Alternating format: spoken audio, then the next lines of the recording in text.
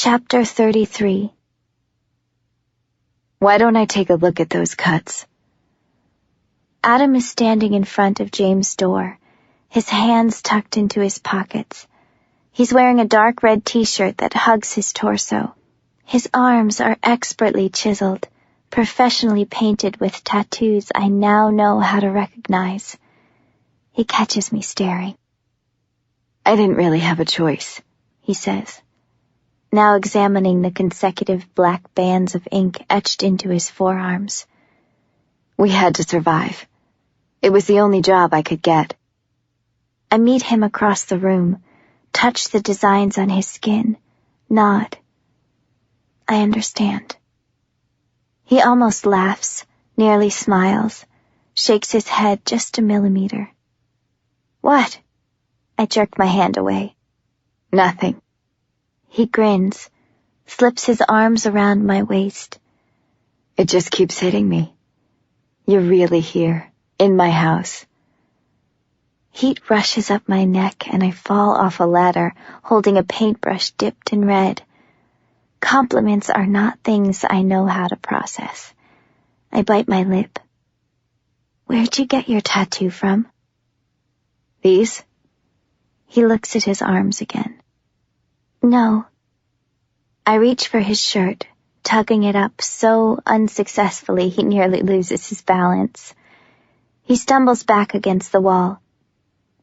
I push the material up toward his collar, fight back a blush, touch his chest, touch the bird. Where'd you get this from? Oh.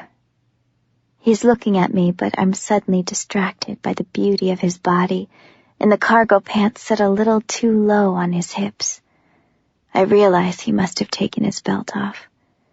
I force my eyes upward, allow my fingers to fumble down his abs. He takes a tight breath. I don't know, he says.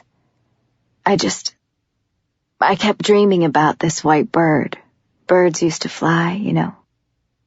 You used to dream about it? Yeah, all the time.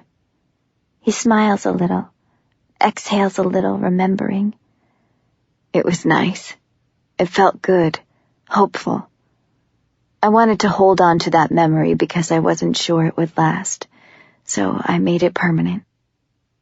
I cover the tattoo with the palm of my hand. I used to dream about this bird all the time. This bird? His eyebrows could touch the sky. I nod. This exact one. Something like realization slides into place. Until the day you showed up in my cell. I haven't dreamt of it ever since. I peek up at him. You're kidding. But he knows I'm not. I drop his shirt and lean my forehead on his chest, breathe in the scent of him. He wastes no time pulling me closer, rests his chin on my head, his hands on my back.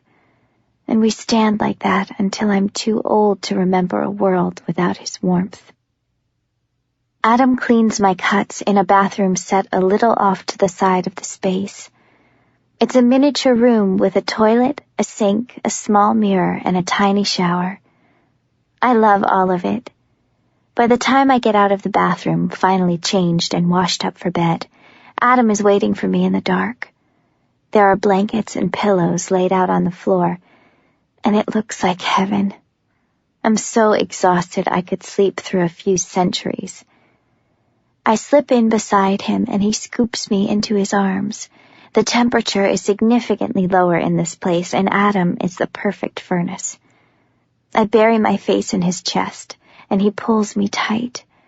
I trail my fingers down his naked back, feel the muscles tense under my touch. I rest my hand on the waist of his pants, hook my finger into a belt loop, test the taste of the words on my tongue. I meant it, you know. His breath is a beat too late.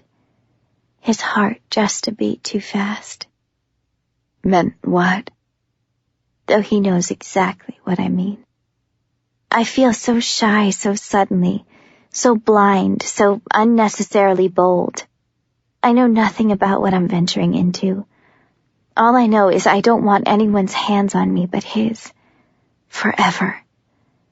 Adam leans back and I can just make out the outline of his face, his eyes always shining in the darkness. I stare at his lips when I speak. I've never asked you to stop. My fingers rest on the button holding his pants together. Not once. He's staring at me, his chest rising and falling a few times a second. He seems almost numb with disbelief. I lean into his ear. Touch me. And he's nearly undone. My face is in his hands and my lips are at his lips, and he's kissing me, and I'm oxygen and he's dying to breathe. His body is almost on top of mine, one hand in my hair, the other feeling its way down my silhouette, slipping behind my knee to pull me closer, higher, tighter. He drops kisses down my throat like ecstasy, electric energy searing into me, setting me on fire. I'm on the verge of combusting from the sheer thrill of every moment. I want to dive into his being, experience him with all 5 senses, drown in the waves of wonder enveloping my existence. I want to taste the landscape of his body. He takes my hands and presses them against his chest, guides my fingers as they trail down the length of his torso before his lips meet mine again and again and again, drugging me into a delirium I never want to escape. But it's not enough. It's still not enough. I want to melt into him, trace the form of his figure with my lips alone. My heart is racing through my blood, destroying my self-control, spinning everything into a cyclone of intensity. He breaks for air, and I pull him back, aching, desperate, dying for his touch. His hands slip up under my shirt, skirting my sides, touching me like he's never dared to before, and my top is nearly over my head when a door squeaks open. We both freeze. Adam? He can hardly breathe. He tries to lower himself onto the pillow beside me, but I can still feel his heat, his figure, his heart pounding in my ears. I'm swallowing back a million screams. Adam leans his head up just a little, tries to sound normal. James? Can I come sleep out here with you? Adam sits up. He's breathing hard, but he's suddenly alert. Of course you can. A pause. His voice slows, softens. You have bad dreams? James doesn't answer. Adam is on his feet. I hear the muffled hiccup of 10-year-old tears, but can barely distinguish the outline of Adam's body holding James together. I thought you said it was getting better. I hear him whisper, but his words are kind, not accusing. James says something I can't hear. Adam picks him up, and I realize how tiny James seems in comparison. They disappear into the bedroom only to return with bedding. Only once James is tucked securely in place a few feet from Adam does he finally give in to exhaustion. His heavy breathing is the only sound in the room. Adam turns to me. I've been a slice of silence, struck, shocked, cut deep by this reminder. I have no idea what James has witnessed at such a tender age. I have no idea what Adam has had to endure in leaving him behind. I have no idea how people live anymore, how they survive. I don't know what's become of my parents. Adam brushes my cheek, slips me into his arms, says, I'm sorry, and I kiss the apology away. When the time is right, I tell him. He swallows, leans into my neck, inhales. His hands are under my shirt, up my back. I bite back a gasp. Soon. Chapter 34. Adam and I forced ourselves 5 feet apart last night, but somehow I wake up in his arms. He's breathing softly, evenly, steadily, a warm hum in the morning air.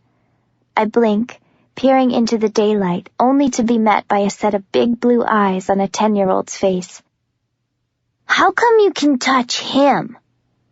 James is standing over us with his arms crossed. Back to the stubborn boy I remember.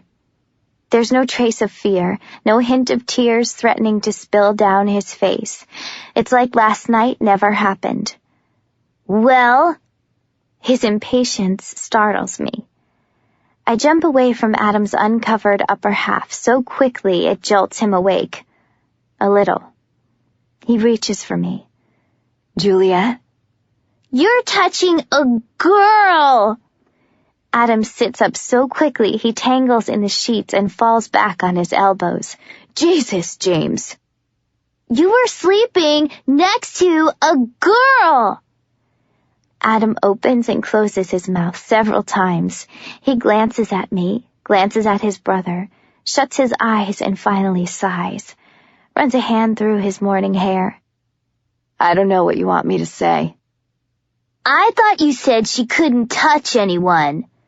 James is staring at me now, suspicious. "She can't." "Except for you?" "Right, except for me." "And Warner." "She can't touch anyone except for you." "And Warner." "Right." "That seems awfully convenient." James narrows his eyes. Adam laughs out loud. "Where'd you learn to talk like that?" James frowns. "Benny says that a lot. She says my excuses are awfully convenient." He makes air quotes with 2 fingers. "She says it means I don't believe you, and I don't believe you." Adam gets to his feet. The early morning light filters through the small windows at the perfect angle, the perfect moment. He's bathed in gold, his muscles taut, his pants still a little low on his hips, and I have to force myself to think straight. I'm shocked by my own lack of self-control, but I'm not sure I know how to contain these feelings.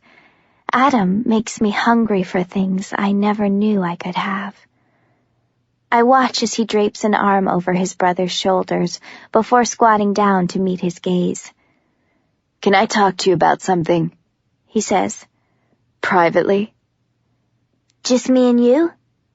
James glances at me out of the corner of his eye. "Yeah, just me and you." "Okay."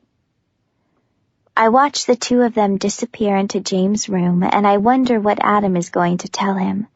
It takes me a moment to realize James must feel threatened by my sudden appearance.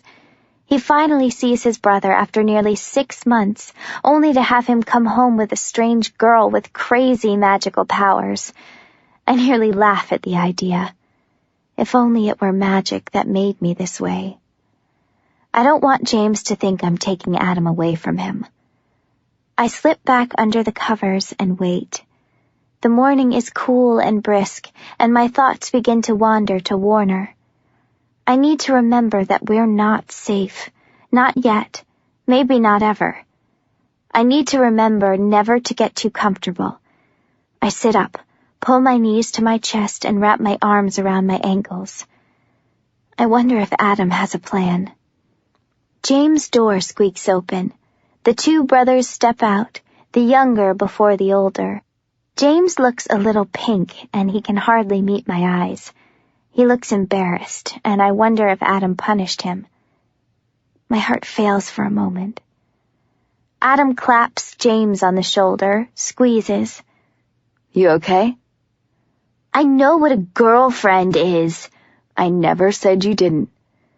"So you're his girlfriend?" James crosses his arms, looks at me. There are 400 cotton balls caught in my windpipe. I look at Adam because I don't know what else to do. "Hey, maybe you should be getting ready for school, huh?" Adam opens the refrigerator and hands James a new foil package. I assume it's his breakfast. I don't have to go, James protests. It's not like a real school. No one has to. I want you to. Adam cuts him off. He turns back to his brother with a small smile. Don't worry. I'll be here when you get back. James hesitates. You promise? Yeah. Another grin. Nods him over. Come here. James runs forward and clings to Adam like he's afraid he'll disappear. Adam pops the foil food into the automat and presses a button. He musses James' hair. You need to get a haircut, kid. James wrinkles his nose. I like it. It's a little long, don't you think? James lowers his voice. I think her hair is really long. James and Adam glance back at me and I melt into pink Play-Doh. I touch my hair without intending to, suddenly self-conscious. I look down. I've never had a reason to cut my hair. I've never even had the tools. No one offers me sharp objects.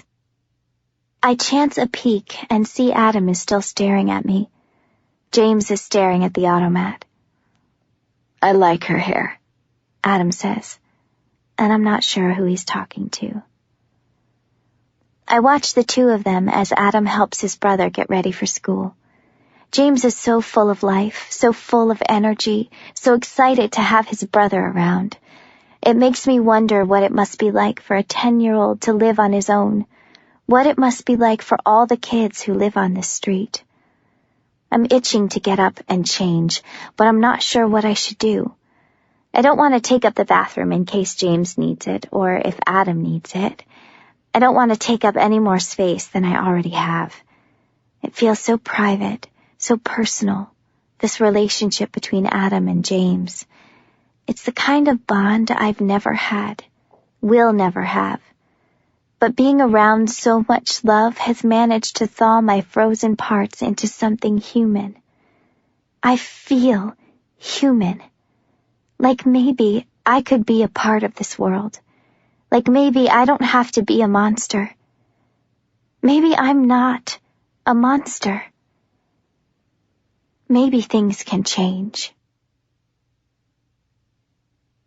Chapter 35. James is at school, Adam is in the shower, and I'm staring at a bowl of granola Adam left for me to eat. It feels so wrong to be eating this food when James has to eat the unidentifiable substance in the foil container. But Adam says James is allocated a certain portion for every meal, and he's required to eat it by law. If he's found wasting it or discarding it, he could be punished. All the orphans are expected to eat the foil food that goes in their automat. James claims it doesn't taste too bad. I shiver slightly in the cool morning air and smooth a hand over my hair, still damp from the shower. The water here isn't hot. It isn't even warm. It's freezing. Warm water is a luxury. Someone is pounding on the door.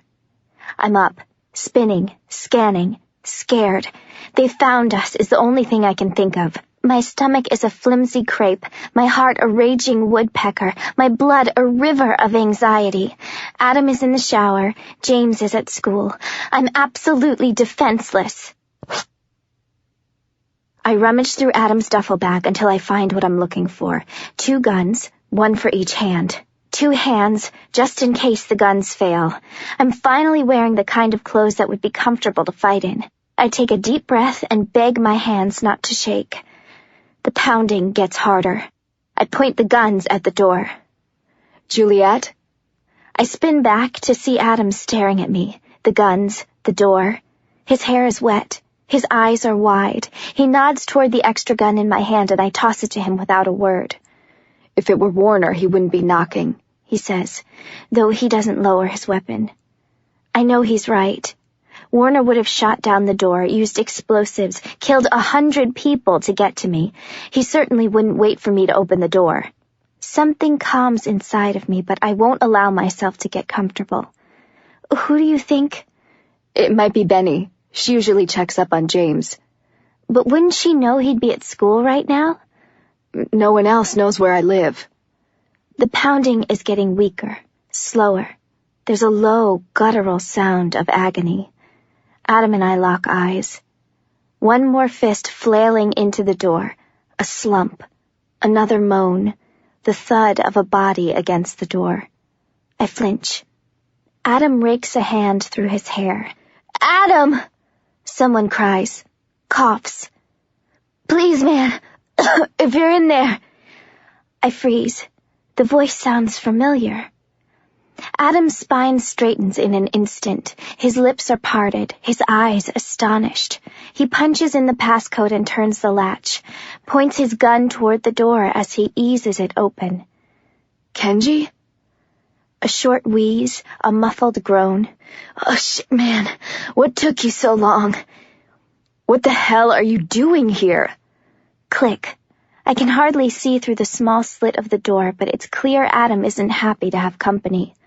"Who sent you here? Who are you with?" Kenji swears a few more times under his breath. "Look at me," he demands, though it sounds more like a plea. "You think I came up here to kill you?" Adam pauses, breathes, doubts. "I have no problem putting a bullet in your back." Don't worry, bro. I already have a bullet in my back, or my leg, or some shit. I don't even know. Adam opens the door. "Get up." "It's all right. I don't mind if you drag my ass inside." Adam works his jaw. "I don't want your blood on my carpet. It's not something my brother needs to see." Kenji stumbles up and staggers into the room. I'd heard his voice once before, but never seen his face. Though this probably isn't the best time for first impressions. His eyes are puffy, swollen, purple. There's a huge gash in the side of his forehead. His lip is split, slightly bleeding, his body slumped and broken. He winces, takes short breaths as he moves. His clothes are ripped to shreds, his upper body covered by nothing but a tank top, his well-developed arms cut and bruised. I'm amazed he didn't freeze to death. He doesn't seem to notice me until he does. He stops, blinks, breaks into a ridiculous smile dimmed only by a slight grimace from the pain. "Holy shit," he says, still drinking me in. "Holy shit." He tries to laugh. "Dude, you're insane." "The bathroom is over here." Adam is set in stone. Kenji moves forward but keeps looking back. I point the gun at his face. He laughs harder, flinches, wheezes a bit. "Dude, you ran off with the crazy chick? You ran off with the psycho girl?" He's calling after Adam. "I thought they made that shit up. What the hell were you thinking? What are you going to do with the psycho chick? No wonder Warner wants you dead. Oh, man, what the hell?" "She's not crazy. And she's not deaf, asshole." The door slams shut behind them, and I can only make out their muffled argument. I have a feeling Adam doesn't want me to hear what he has to say to Kenji. Either that, or it's the screaming. I have no idea what Adam is doing, but I assume it has something to do with dislodging a bullet from Kenji's body, and generally repairing the rest of his wounds as best he can. Adam has a pretty extensive first aid supply and strong, steady hands. I wonder if he picked up these skills in the army, maybe for taking care of himself, or maybe his brother. It would make sense. Health insurance was a dream we lost a long time ago. I've been holding this gun in my hand for nearly an hour. I've been listening to Kenji scream for nearly an hour, and I only know that because I like counting the seconds as they pass by. I have no idea what time it is. I think there's a clock in James's bedroom, but I don't want to go into his room without permission. I stare at the gun in my hand, at the smooth, heavy metal, and I'm surprised to find that I enjoy the way it feels in my grip, like an extension of my body. It doesn't frighten me anymore. It frightens me more that I might use it. The bathroom door opens and Adam walks out. He has a small towel in his hands. I get to my feet. He offers me a small smile. He reaches into the tiny fridge for the even tinier freezer section, grabs a couple of ice cubes and drops them into the towel, disappears into the bathroom again. I sit back on the couch. It's raining today. The sky is weeping for us. Adam comes out of the bathroom, this time empty-handed, still alone. I stand back up. He rubs his forehead, the back of his neck, meets me on the couch. "I'm sorry," he says. My eyes are wide. For what? "Everything," he sighs. "Kenji was a sort of friend of mine back on base. Warner had him tortured after we left, for information." I swallow a gasp. "He says he didn't say anything. Didn't have anything to say, really, but he got messed up pretty bad. I have no idea if his ribs are broken or just bruised, but I managed to get the bullet out of his leg." I take his hand. Squeeze. "He got shot running away," Adam says after a moment. And something slams into my consciousness. I panic. "The tracker serum." Adam nods, his eyes heavy, distraught. "I think it might be dysfunctional, but I have no way of knowing for sure. I do know that if it were working as it should, Warner would be here by now. But we can't risk it. We have to get out, and we have to get rid of Kenji before we go." I'm shaking my head, caught between colliding currents of disbelief. How did he even find you? Adam's face hardens. "He started screaming before I could ask." "And James?" I whisper, almost afraid to wonder. Adam drops his head into his hands. "As soon as he gets home, we have to go. We can use this time to prepare." He meets my eyes. "I can't leave James behind. It's not safe for him here anymore." I touch his cheek and he leans into my hand, holds my palm against his face, closes his eyes. "Son of a motherless goat." Adam and I break apart. I'm blushing past my hairline. Adam looks annoyed. Kenji is leaning against the wall in the bathroom hallway, holding the makeshift ice pack to his face, staring at us. "You can touch her? I mean, shit, I just saw you touch her, but that's not even—" "You have to go," Adam says to him. "You've already left a chemical trace leading right to my home. We need to leave, and you can't come with us." "Oh, hey, whoa, hold on." Kenji stumbles into the living room, wincing as he puts pressure on his leg. "I'm not trying to slow you down, man. I know a place, a safe place, like a legit super safe place. I can take you. I can show you how to get there. I know a guy." "Bullshit." Adam is still angry.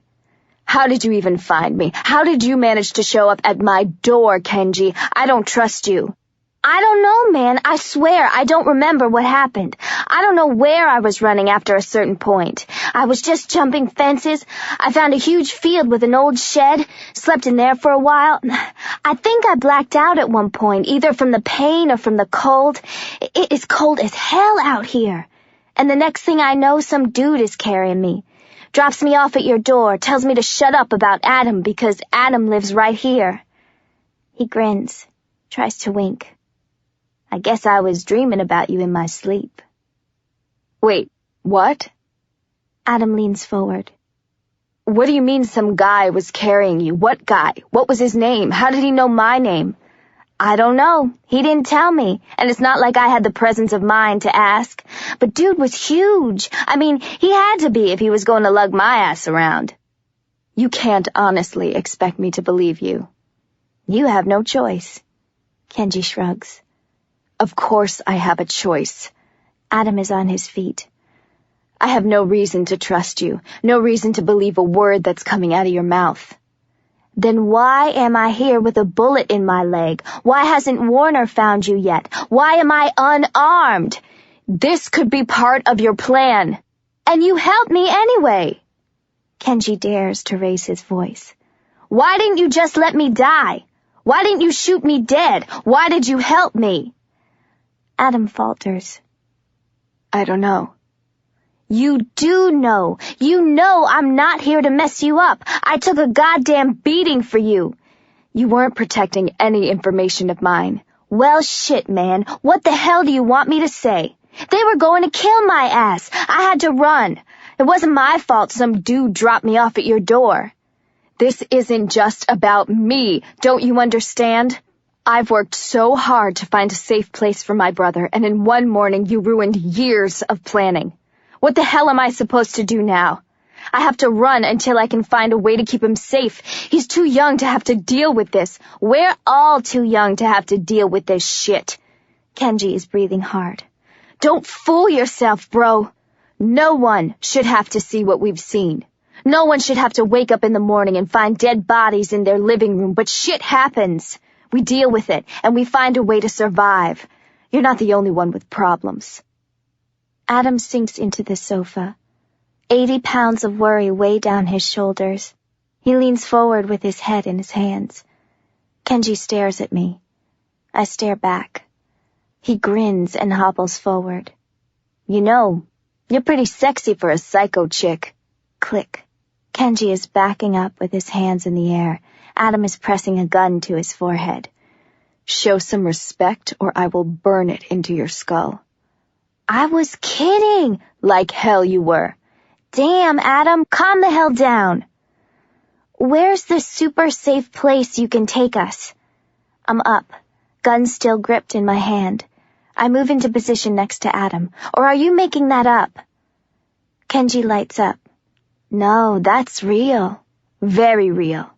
In fact, I may or may not have mentioned something about you, and the dude who runs the place may or may not be ridiculously interested in meeting you.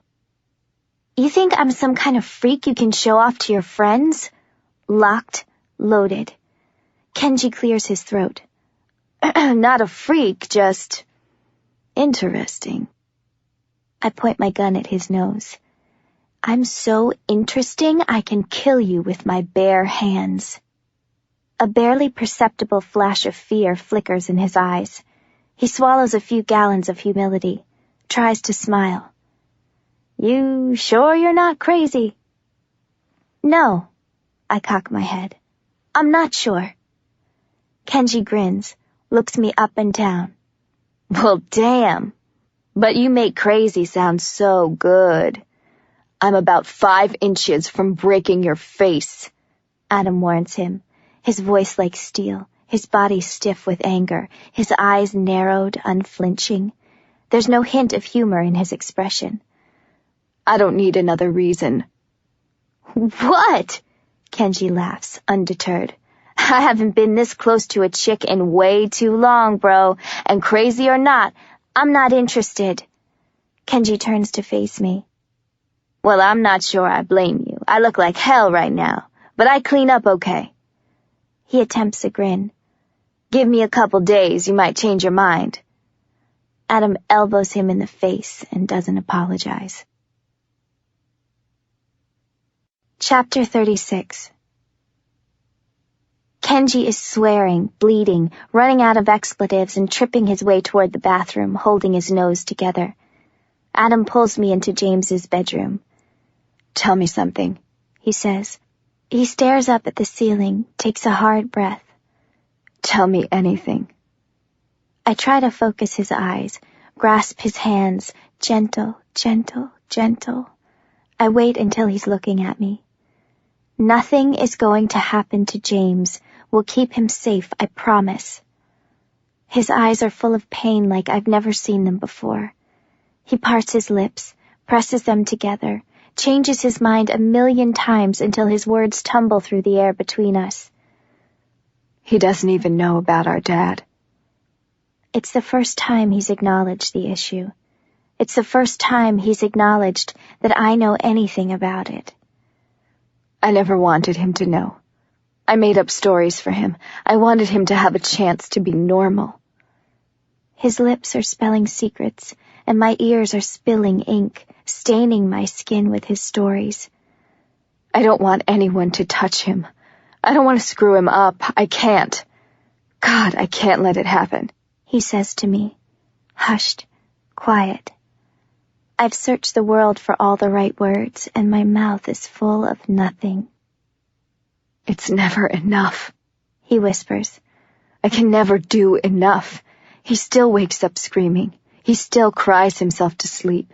He sees things I can't control. He blinks 1,000,000 times. So many people, Juliette. I hold my breath. Dead. I touch the word on his lips, and he kisses my fingers. His eyes are two pools of perfection, open, honest, humble. I don't know what to do, he says, and it's like a confession that cost him so much more than I can understand. Control is slipping through his fingers, and he's desperate to hold on. Tell me what to do. I can hear our heartbeats in the silence between us.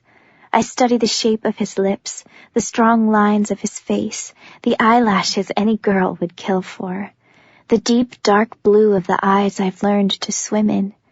I offer him the only possibility I have. Kenji's plan might be worth considering. You trust him? Adam leans back, surprised.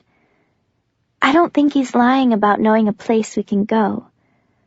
I don't know if that's a good idea. Why not? Something that might not be a laugh. I might kill him before we even get there. My lips twist into a sad smile. There isn't any other place for us to hide, is there? The sun is revolving around the moon when he responds. He shakes his head, once fast, tight. I squeeze his hand. Then we have to try. What the hell are you doing in there? Kenzie shouts through the door, pounds it a couple times. I mean, shit, man, I don't think there's ever a bad time to get naked, but now is probably not the best time for a nooner. So unless you want to get killed, I suggest you get your ass out here. We have to get ready to go. I might kill him right now. Adam changes his mind. I take his face in my hands, tip up on my toes and kiss him. His lips are two pillows, so soft, so sweet. I love you. He's looking into my eyes and looking at my mouth, and his voice is a husky whisper. Yeah. Absolutely. The three of us are packed and ready to go before James comes home from school. Adam and I collected the most important basic necessities: food, clothes, money Adam saved up. He keeps looking around the small space like he can't believe he's lost it so easily. I can only imagine how much work he put into it, how hard he tried to make a home for his little brother. My heart is in pieces for him. His friend is an entirely different species. Kenji is nursing new bruises, but seems in reasonable spirits, excited for reasons I can't fathom. He's oddly resilient and upbeat. It seems impossible to discourage him, and I can't help but admire his determination. But he won't stop staring at me. So how come you can touch Adam? He says after a moment. I don't know. He snorts. Bull. I shrug. I don't feel the need to convince him that I have absolutely no idea how I got so lucky. How'd you even know you could touch him? Some kind of sick experiment? I hope I'm not blushing. Where's this place you're taking us? Why are you changing the subject? He's grinning. I'm sure he's grinning. I refuse to look at him, though. Maybe you can touch me, too? Why don't you try? You don't want me to touch you. Maybe I do. He's definitely grinning. Maybe you should leave her alone before I put that bullet back in your leg, Adam offers. I'm sorry. Is a lonely man not allowed to make a move, Kent? Maybe I'm actually interested. Maybe you should back the hell off and let her speak for herself. Adam runs a hand through his hair. Always the same hand, always through his hair. He's flustered, frustrated, maybe even embarrassed. I'm still not interested, I remind him, an edge to my voice. Yes, but let's not forget that this, he motions to his battered face, is not permanent. Well, I'm permanently uninterested. I want so badly to tell him that I'm unavailable. I want to tell him that I'm in a serious relationship. I want to tell him that Adam's made me promises. But I can't. I have no idea what it means to be in a relationship. I don't know if saying I love you is code for mutually exclusive, and I don't know if Adam was serious when he told James I was his girlfriend. Maybe it was an excuse, a cover, an easy answer to an otherwise complicated question. I wish he would say something to Kenji. I wish he would tell him that we're officially together, exclusively. But he doesn't. And I don't know why. I don't think you should decide until the swelling goes down, Kenji continues, matter-of-factly. It's only fair. I have a pretty spectacular face. Adam chokes on a cough that I think was a laugh. You know, I could have sworn we used to be cool, Kenji says, leveling his gaze at Adam. I can't remember why. Kenji bristles. Is there something you want to say to me? I don't trust you. Then why am I still here? Because I trust her. Kenji turns to look at me. He manages a goofy smile. Aw, you trust me? As long as I have a clear shot. I tighten my hold on the gun in my hand. His grin is crooked.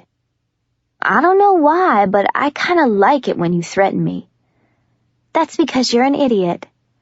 Nah. He shakes his head. You got a sexy voice. Makes everything sound naughty. Adam stands up so suddenly he nearly knocks over the coffee table. Kenji bursts out laughing, wheezing against the pain of his injuries. Oh, calm down, Kent, damn. I'm just messing with you guys. I like seeing Psycho Chick get all intense. He glances at me, lowers his voice. I mean that as a compliment because, you know... He waves a haphazard hand in my direction. Psycho kinda works for you. What the hell is wrong with you? Adam turns on him. What the hell is wrong with you? Kenji crosses his arms, annoyed. Everyone is so uptight in here. Adam squeezes the gun in his hand, walks to the door, walks back. He's pacing. And don't worry about your brother, Kenji adds. I'm sure he'll be here soon. Adam doesn't laugh. He doesn't stop pacing. His jaw twitches. I'm not worried about my brother. I'm trying to decide whether to shoot you now or later. Later, Kenji says, collapsing onto the couch. You still need me right now. Adam tries to speak, but he's out of time. The door clicks, beeps, unlatches open. James is home. Chapter 37. I'm really happy you're taking it so well. I am. But James, this really isn't something to be excited about. We're running for our lives. But we're doing it together, he says for the 5th time, a huge grin overcrowding his face.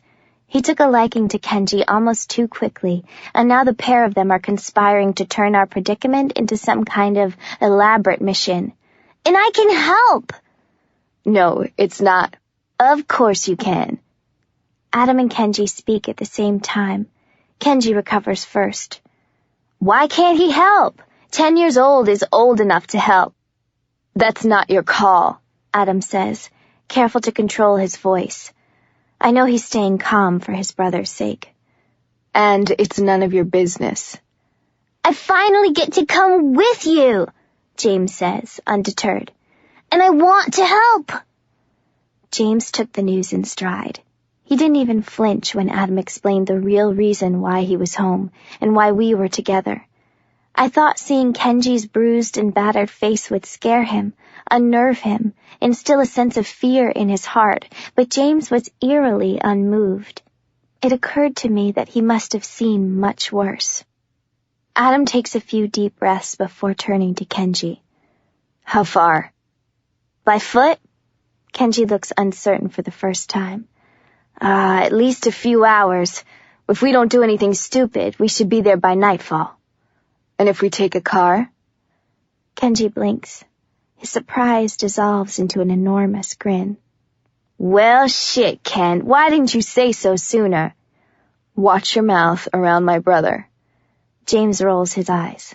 I hear worse stuff than that every day. Even Benny uses bad words. Benny? Adam's eyebrows stumble up his forehead. Yup. What does she... He stops, changes his mind. That doesn't mean it's okay for you to keep hearing it. I'm almost 11. Hey, little man, Kenji interrupts. It's okay. It's my fault. I should be more careful. Besides, there are ladies present. Kenji winks at me. I look away, look around. It's difficult for me to leave this humble home, so I can only imagine what Adam must be experiencing right now. I think James is too excited about the dangerous road ahead of us to realize what's happening, to truly understand that he'll never be coming back here. We're all fugitives running for our lives. So what? You stole a car? Kenji asks. A tank. Kenji barks out a laugh. Oh, nice. It's a little conspicuous for daytime, though. What's conspicuous mean? James asks. It's a little too noticeable. Adam cringes. Shit. Kenji stumbles up to his feet. I told you to watch your mouth. Do you hear that? Hear what? Kenji's eyes are darting in every direction.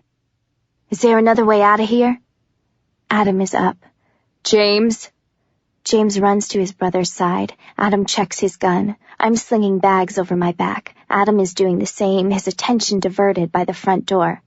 Hurry! How close? There's no time! What are you... Kent, run! And we're running, following Adam into James's room. Adam rips a curtain off one wall to reveal a hidden door just as 3 beeps sound from the living room. Adam shoots the lock on the exit door. Something explodes, not 15 feet behind us. The sound shatters in my ear, vibrates through my body. I nearly collapse from the impact. Gunshots are everywhere. Footsteps are pounding into the house, but we're already running through the exit. Adam hauls James up and into his arms, and we're flying through the sudden burst of light, blinding our way through the streets.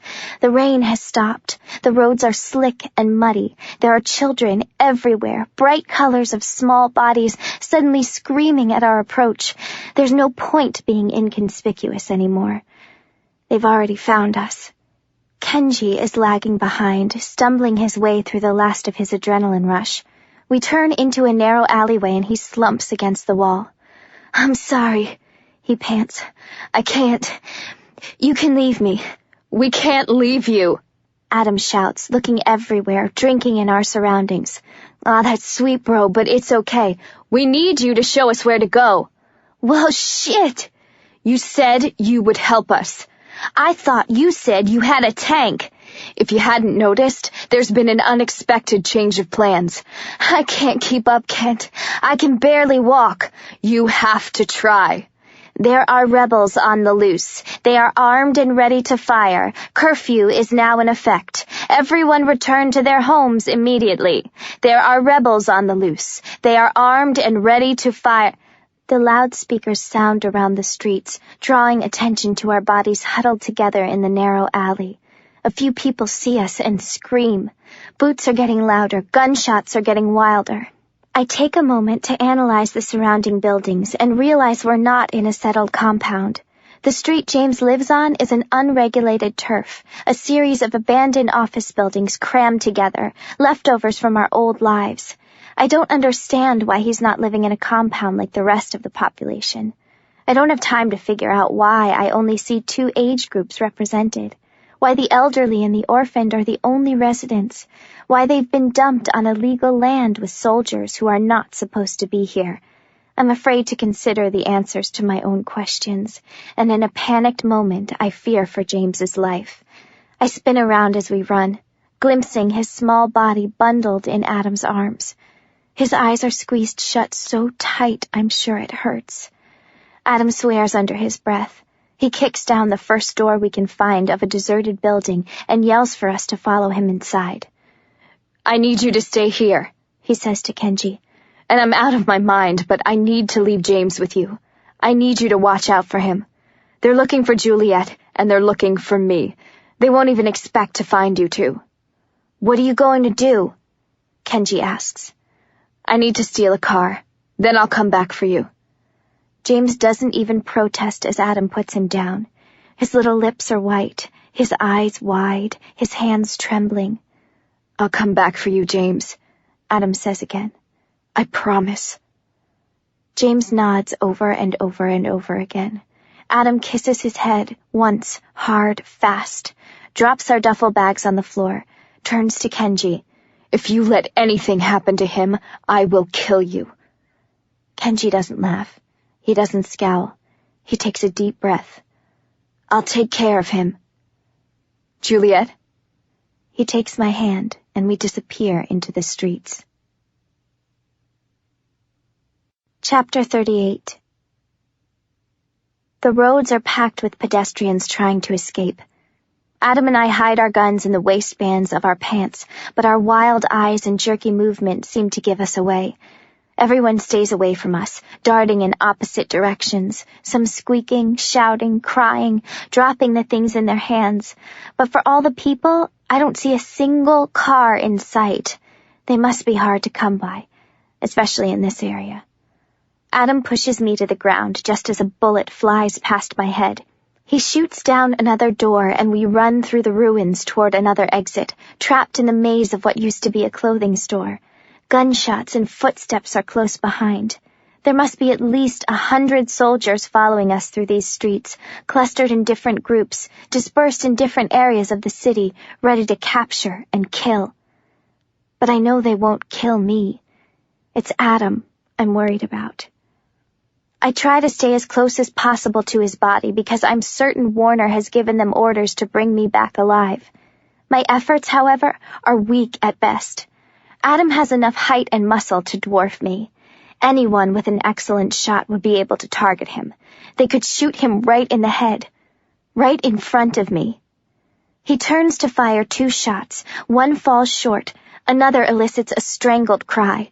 We're still running. Adam doesn't say anything. He doesn't tell me to be brave. He doesn't ask me if I'm okay, if I'm scared. He doesn't offer me encouragement or assure me that we'll be just fine. He doesn't tell me to leave him behind and save myself. He doesn't tell me to watch his brother in case he dies. He doesn't need to. We both understand the reality of our situation. Adam could be shot right now. I could be captured at any moment. This entire building might suddenly explode. Someone could have discovered Kenji and James. We might all die today. The facts are obvious. But we know we need to take the chance just the same. Because moving forward is the only way to survive. The gun is growing slick in my hands, but I hold on to it anyway. My legs are screaming against the pain, but I push them faster anyway. My lungs are sawing my ribcage in half, but I force them to process oxygen anyway. I have to keep moving. There is no time for human deficiencies. The fire escape in this building is nearly impossible to find. Our feet pound the tiled floors, our hands searching through the bleak light for some kind of outlet, some kind of access to the streets. This building is larger than we anticipated, massive, with hundreds of possible directions. I realize it must have been a warehouse, and not just a store. Adam ducks behind an abandoned desk, pulling me down with him. "Don't be stupid, Kent. You can only run for so long," someone shouts. The voice isn't more than 10 feet away. Adam swallows, clenches his jaw. The people trying to kill him are the same ones he used to eat lunch with, train with, live with. He knows these guys. I wonder if that knowledge makes this worse. "Just give us the girl," a new voice adds. "Just give us the girl and we won't shoot you. We'll pretend we lost you. We'll let you go. Warner only wants the girl." Adam is breathing hard. He grips the gun in his hand, pops his head out for a split second, and fires. Someone falls to the floor, screaming. "Ah, Kent, you son of a—" Adam uses the moment to run. We jump out from behind the desk and fly toward a stairwell. Gunshots miss us by millimeters. I wonder if these 2 men are the only ones who followed us inside. The spiral staircase winds into a lower level, a basement of some kind. Someone is trying to aim for Adam, but our erratic movements make it almost impossible. The chance of him hitting me instead are too high. He's unleashing a mass of expletives in our wake. Adam knocks things over as we run, trying to create any kind of distraction, any kind of hazard to slow down the soldier behind us. I spot a pair of storm cellar doors and realize this area must have been ravaged by tornadoes. The weather is turbulent. Natural disasters are common. Cyclones must have ripped this city apart. Adam! I tug on his arm. We hide behind a low wall. I point to our only possible escape route. He squeezes my hand. Good eye. But we don't move until the air shifts around us. A misstep, a muffled cry. It's almost blindingly black down here. It's obvious the electricity was disconnected a long time ago. The soldier has tripped on one of the obstacles Adam left behind. Adam holds the gun close to his chest, takes a deep breath, turns and takes a swift shot. His aim is excellent. An uncontrolled explosion of curse words confirms it. Adam takes a hard breath. I'm only shooting to disable, he says, not to kill. I know, I tell him, though I wasn't sure. We run for the doors, and Adam struggles to pull the latch open. It's nearly rusted shut. We're getting desperate. I don't know how long it'll be until we're discovered by another set of soldiers. I'm about to suggest we shoot it open when Adam finally manages to break it free. He kicks open the doors and we stumble out onto the street. There are 3 cars to choose from. I'm so happy I could cry. It's about time, he says. But it's not Adam who says it. Chapter 39. There's blood everywhere. Adam is on the ground, clutching his body. But I don't know where he's been shot.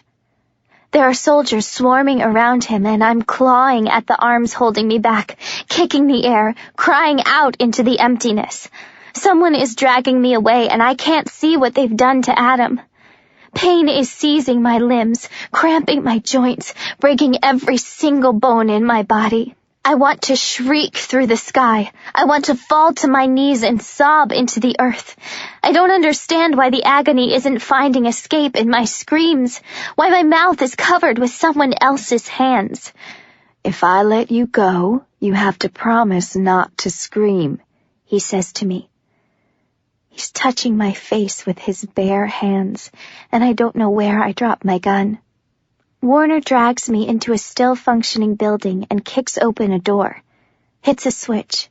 Fluorescent lights flicker on with a dull hum. There are paintings taped to the walls, alphabet rainbows stapled to corkboards, small tables scattered across the room. We're in a classroom. I wonder if this is where James goes to school. Warner drops his hand. His glassy green eyes are so delighted, I'm petrified. God, I missed you, he says to me. You didn't actually think I'd let you go so easily. You shot Adam, are the only words I can think of. My mind is muddled with disbelief. I keep seeing his beautiful body crumpled on the ground, red, red, red. I need to know if he's alive. He has to be alive. Warner's eyes flash. Kent is dead. No! Warner backs me into a corner, and I realize I've never been so defenseless in my life. Never so vulnerable. 17 years I spent wishing my curse away, but in this moment I'm more desperate than ever to have it back. Warner's eyes warm unexpectedly. His constant shifts in emotion are difficult to anticipate, difficult to counter. Juliette, he says. He touches my hand so gently it startles me. Did you notice? It seems I am immune to your gift. He studies my eyes. Isn't that incredible? Did you notice? He asks again. When you tried to escape, did you feel it? Warner, who misses absolutely nothing. Warner, who absorbs every single detail. Of course he knows. But I'm shocked by the tenderness in his voice, the sincerity with which he wants to know. He's like a feral dog, crazed and wild, thirsty for chaos, simultaneously aching for recognition and acceptance. Love. "We can really be together," he says to me, undeterred by my silence. He pulls me close, too close. I'm frozen in 500 layers of fear, stunned in grief, in disbelief. His hands reach for my face, his lips for mine.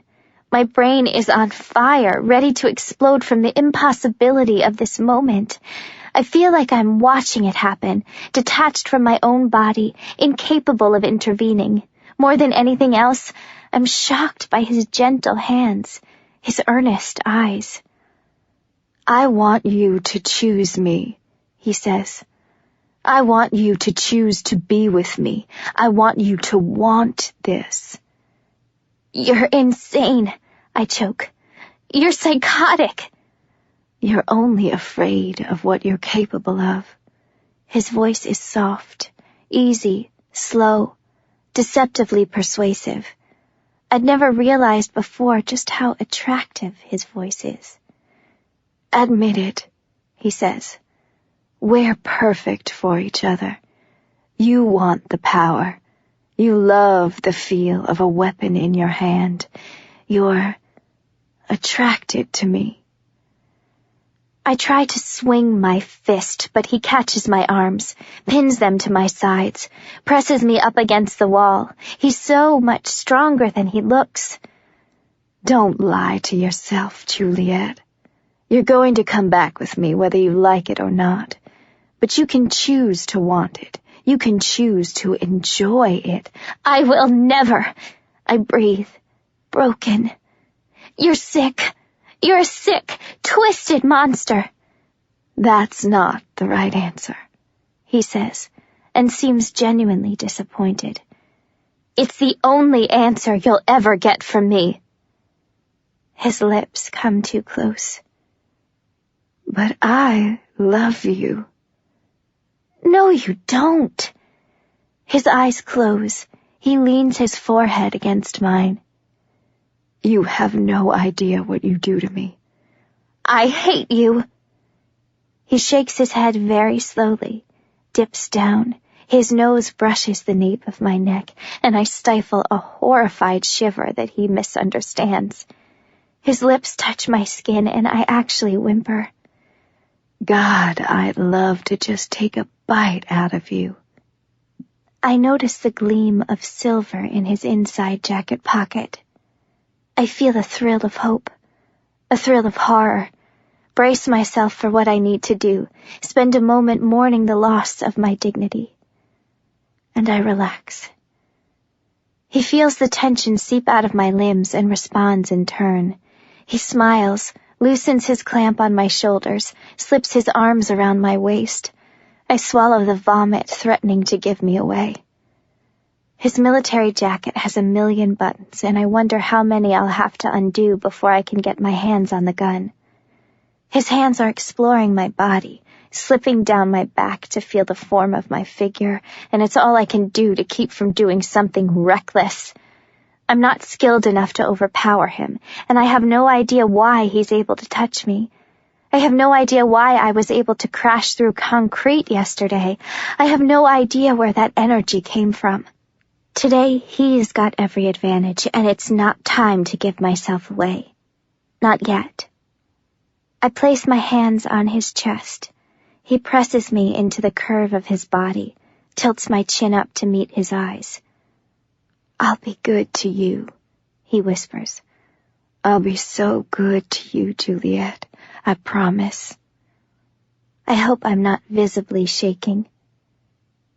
And he kisses me. Hungrily, desperately, eager to break me open and taste me. I'm so stunned, so horrified, so cocooned in insanity I forget myself. I stand there frozen, disgusted. My hands slip from his chest. All I can think about is Adam and blood and Adam and the sound of gunshots and Adam lying in a pool of blood, and I nearly shove him off me. But Warner will not be discouraged. He breaks the kiss, whispers something in my ear that sounds like nonsense, cups my face in his hands, and this time I remember to pretend.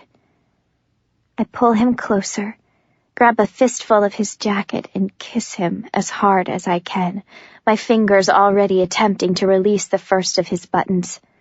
Warner grips my hips and allows his hands to conquer my body. He tastes like peppermint, smells like gardenias.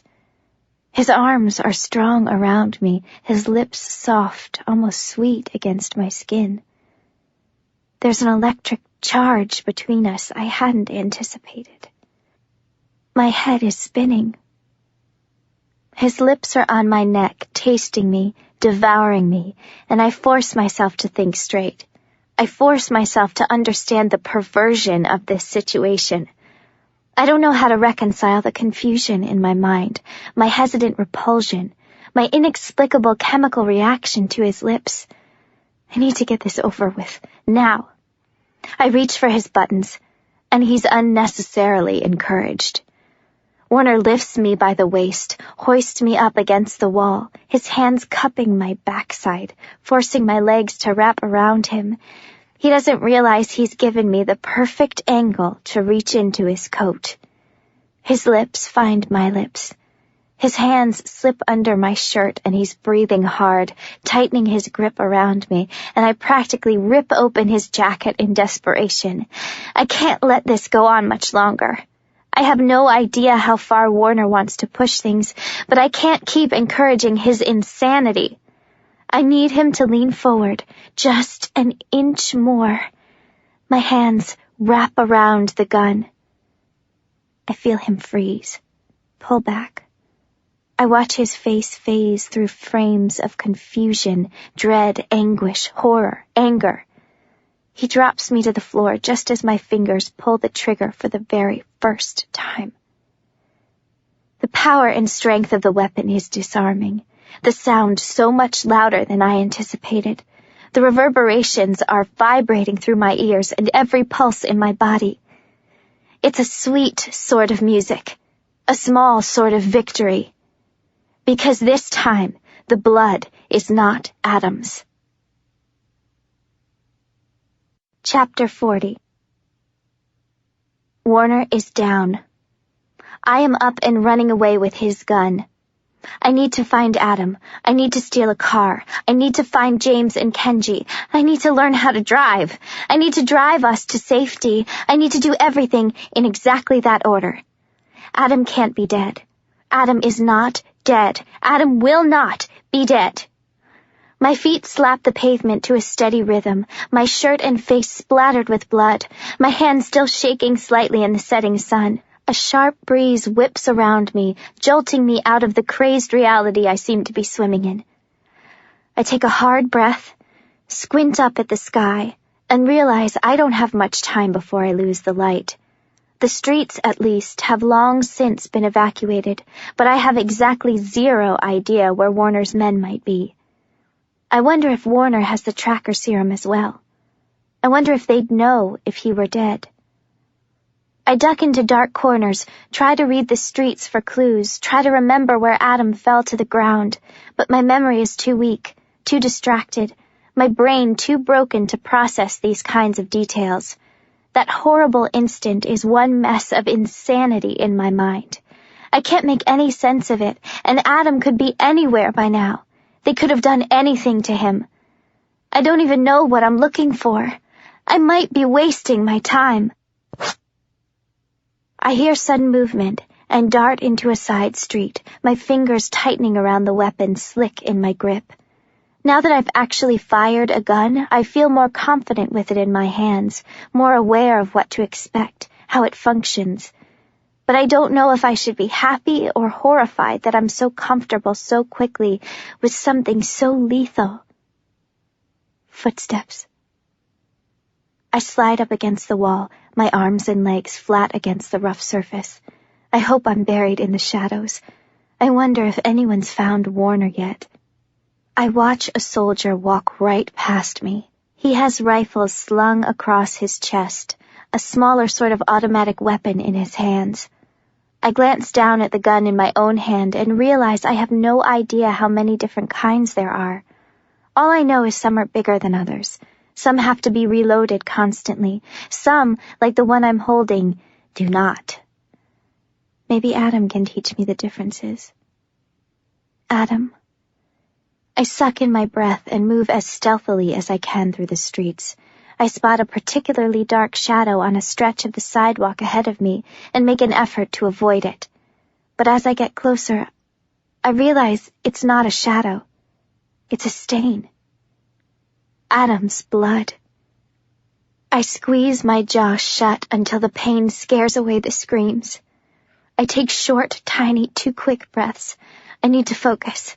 I need to use this information. I need to pay attention. I need to follow the trail of blood.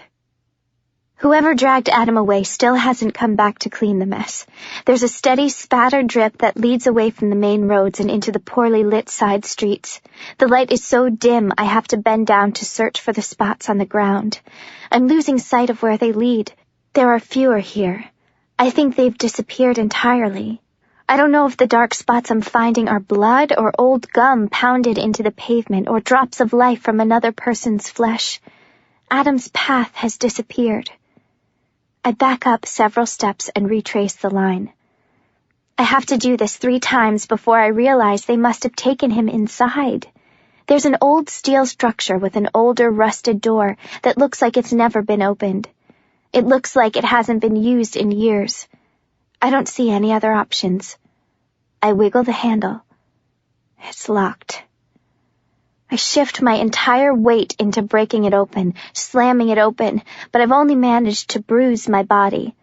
I could shoot it down like I've seen Adam do, but I'm not certain of my aim nor my skill with this gun, and I'm not sure I can afford the noise.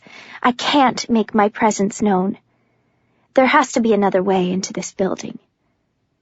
There is no other way into this building. My frustration is escalating. My desperation is crippling. My hysteria is threatening to break me, and I want to scream until my lungs collapse. Adam is in this building. He has to be in this building. I am standing right outside this building, and I can't get inside. This can't be happening. I clench my fists, try to beat back the maddening futility enveloping me in its embrace, but I feel crazed, wild, insane. The adrenaline is slipping away. My focus is slipping away. The sun is setting on the horizon, and I remember James and Kenji and Adam, and Warner's hands on my body, and his lips on my mouth, and his tongue tasting my neck. And all the blood. Everywhere. Everywhere. And I do something stupid. I punch the door. In one instant, my mind catches up to my muscle and I brace myself for the impact of steel on skin, ready to feel the agony of shattering every bone in my right arm. But my fist flies through 12 inches of steel like it's made of butter. I'm stunned. I harness the same volatile energy and kick my foot through the door. I use my hands to rip the steel to shreds, clawing my way through the metal like a wild animal. It's incredible, exhilarating, completely feral. This must be how I broke through the concrete in Warner's torture chamber, which means I still have no idea how I broke through the concrete in Warner's torture chamber. I climb through the hole I've created and slip into the shadows. It's not hard. The entire place is cloaked in darkness. There are no lights, no sounds of machines or electricity, just another abandoned warehouse left to the elements. I check the floors, but there's no sign of blood. My heart soars and plummets at the same time. I need him to be okay. I need him to be alive. Adam is not dead. He can't be. Adam promised James he'd come back for him. He'd never break that promise. I move slowly at first, wary, worried that there might be soldiers around, but it doesn't take long for me to realize there's no sound of life in this building. I decide to run. I tuck caution in my pocket and hope I can reach for it if I need to. I'm flying through doors, spinning around turns, drinking in every detail. This building wasn't just a warehouse. It was a factory. Old machines clutter the walls. Conveyor belts are frozen in place. Thousands of boxes of inventory stacked precariously in tall heaps. I hear a small breath, a stifled cough. I'm bolting through a set of swinging double doors, searching out the feeble sound, fighting to focus on the tiniest details. I strain my ears and hear it again. Heavy, labored breathing. The closer I get, the more clearly I can hear him. It has to be him. My gun is up and aimed to fire, my eyes careful now, anticipating attackers. My legs move swiftly, easily, silently. I nearly shoot a shadow the boxes have cast on the floor. I take a steadying breath, round another corner, and nearly collapse. Adam is hanging from bound wrists, shirtless, bloodied and bruised everywhere. His head is bent, his neck limp, his left leg drenched in blood despite the tourniquet wrapped around his thigh. I don't know how long the weight of his entire body has been hanging from his wrists. I'm surprised he hasn't dislocated his shoulders. He must still be fighting to hold on. The rope wrapped around his wrists is attached to some kind of metal rod running across the ceiling. I look more closely and realize the rod is part of a conveyor belt. That Adam is on a conveyor belt. That this isn't just a factory. It's a slaughterhouse. I'm too poor to afford the luxury of hysteria right now. I need to find a way to get him down, but I'm afraid to approach. My eyes search the space, certain that there are guards around here somewhere, soldiers prepared for this kind of ambush. But then it occurs to me that perhaps I was never really considered a threat. Not if Warner managed to drag me away. No one would expect to find me here. I climb onto the conveyor belt, and Adam tries to lift his head. I have to be careful not to look too closely at his wounds, not to let my imagination cripple me. Not here, not now. Adam? His head snaps up with a sudden burst of energy. His eyes find me. His face is almost unscathed. There are only minor cuts and bruises to account for. Focusing on the familiar gives me a modicum of calm. Juliette? I need to cut you down. Jesus, Juliette. How did you find me?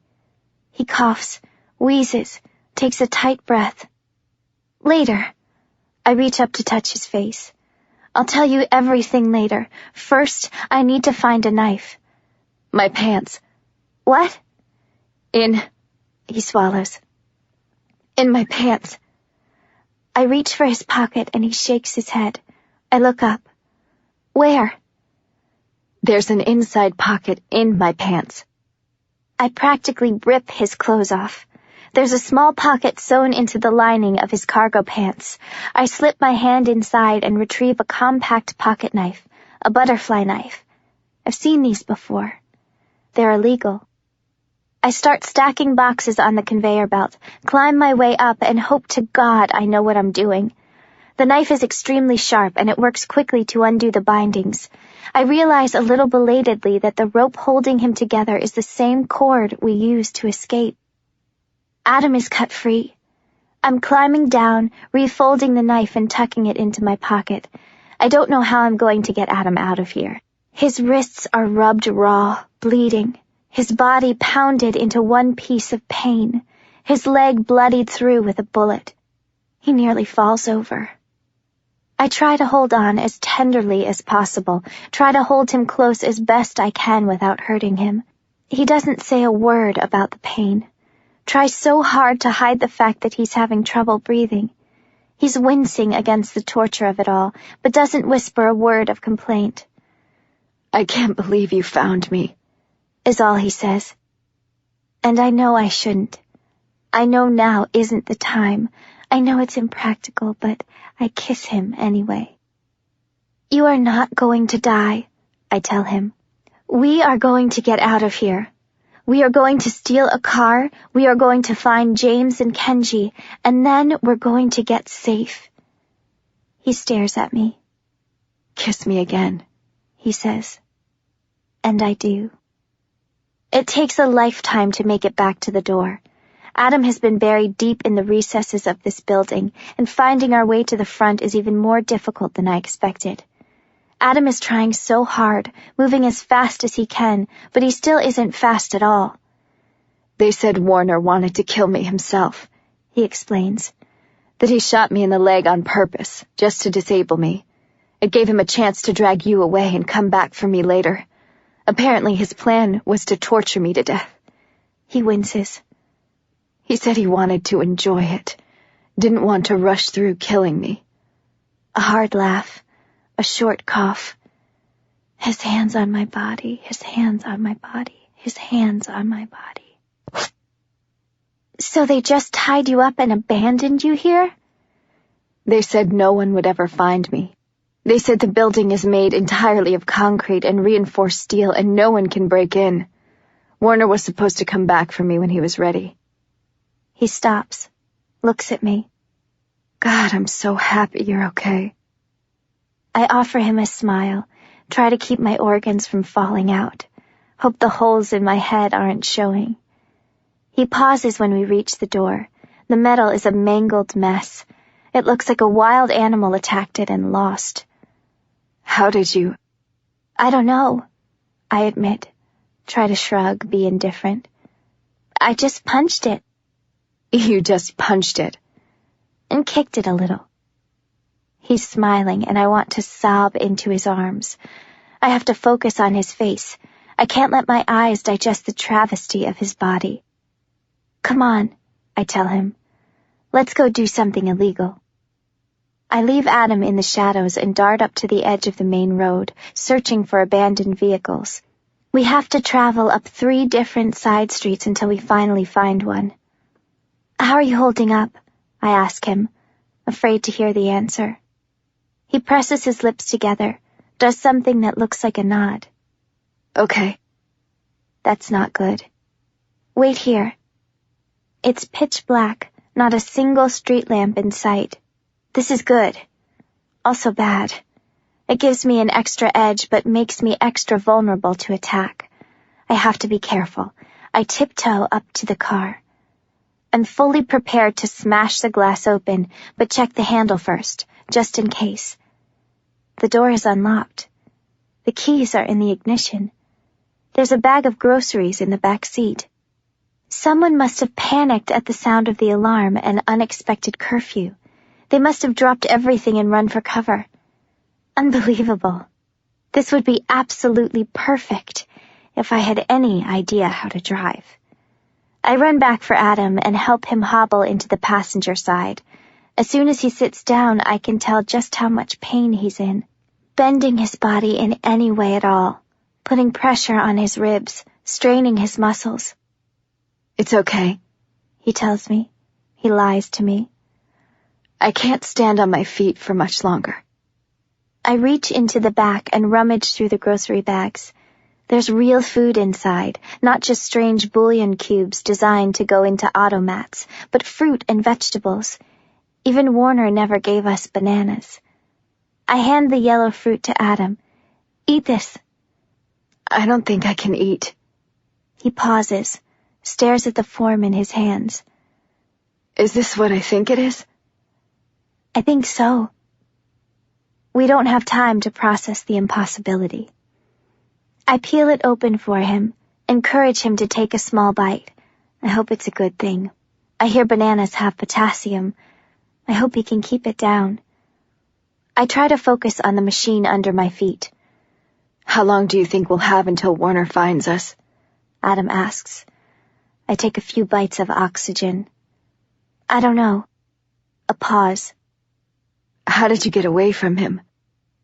I'm staring straight out the windshield when I answer. I shot him. No. Surprise. Awe. Amazement. I show him Warner's gun. It has a special engraving in the hilt. Adam is stunned. So he's dead? I don't know, I finally admit, ashamed. I drop my eyes, study the grooves in the steering wheel. I don't know for sure. I took too long to pull the trigger. It was stiffer than I expected it to be, harder to hold the gun between my hands than I'd imagined. Warner was already dropping me when the bullet flew into his body. I was aiming for his heart. I hope to God I didn't miss. We're both too quiet. Adam? Yeah. I don't know how to drive. Chapter 41. You're lucky this isn't a stick shift. He tries to laugh. Stick shift? Manual transmission. What's that? A little more complicated. I bite my lip. Do you remember where we left James and Kenji? I don't even want to consider the possibility that they've moved, been discovered, anything. I can't fathom the idea. Yes. I know he's thinking exactly what I'm thinking. How do I get there? Adam tells me the right pedal is for gas, the left is to brake. I have to shift into D for drive. I use the steering wheel to turn. There are mirrors to help see behind me. I can't turn on my headlights and will have to rely on the moon to light my way. I turn on the ignition, press the brake, shift into drive. Adam's voice is the only navigation system I need. I release the brake, press the gas, nearly crash into a wall. This is how we finally get back to the abandoned building. Gas, brake, gas, brake. Too much gas, too much brake. Adam doesn't complain, and it's almost worse. I can only imagine what my driving is doing for his injuries. I'm grateful that at least we're not dead. Not yet. I don't know why no one has spotted us. I wonder if maybe Warner really is dead. I wonder if everything is in chaos.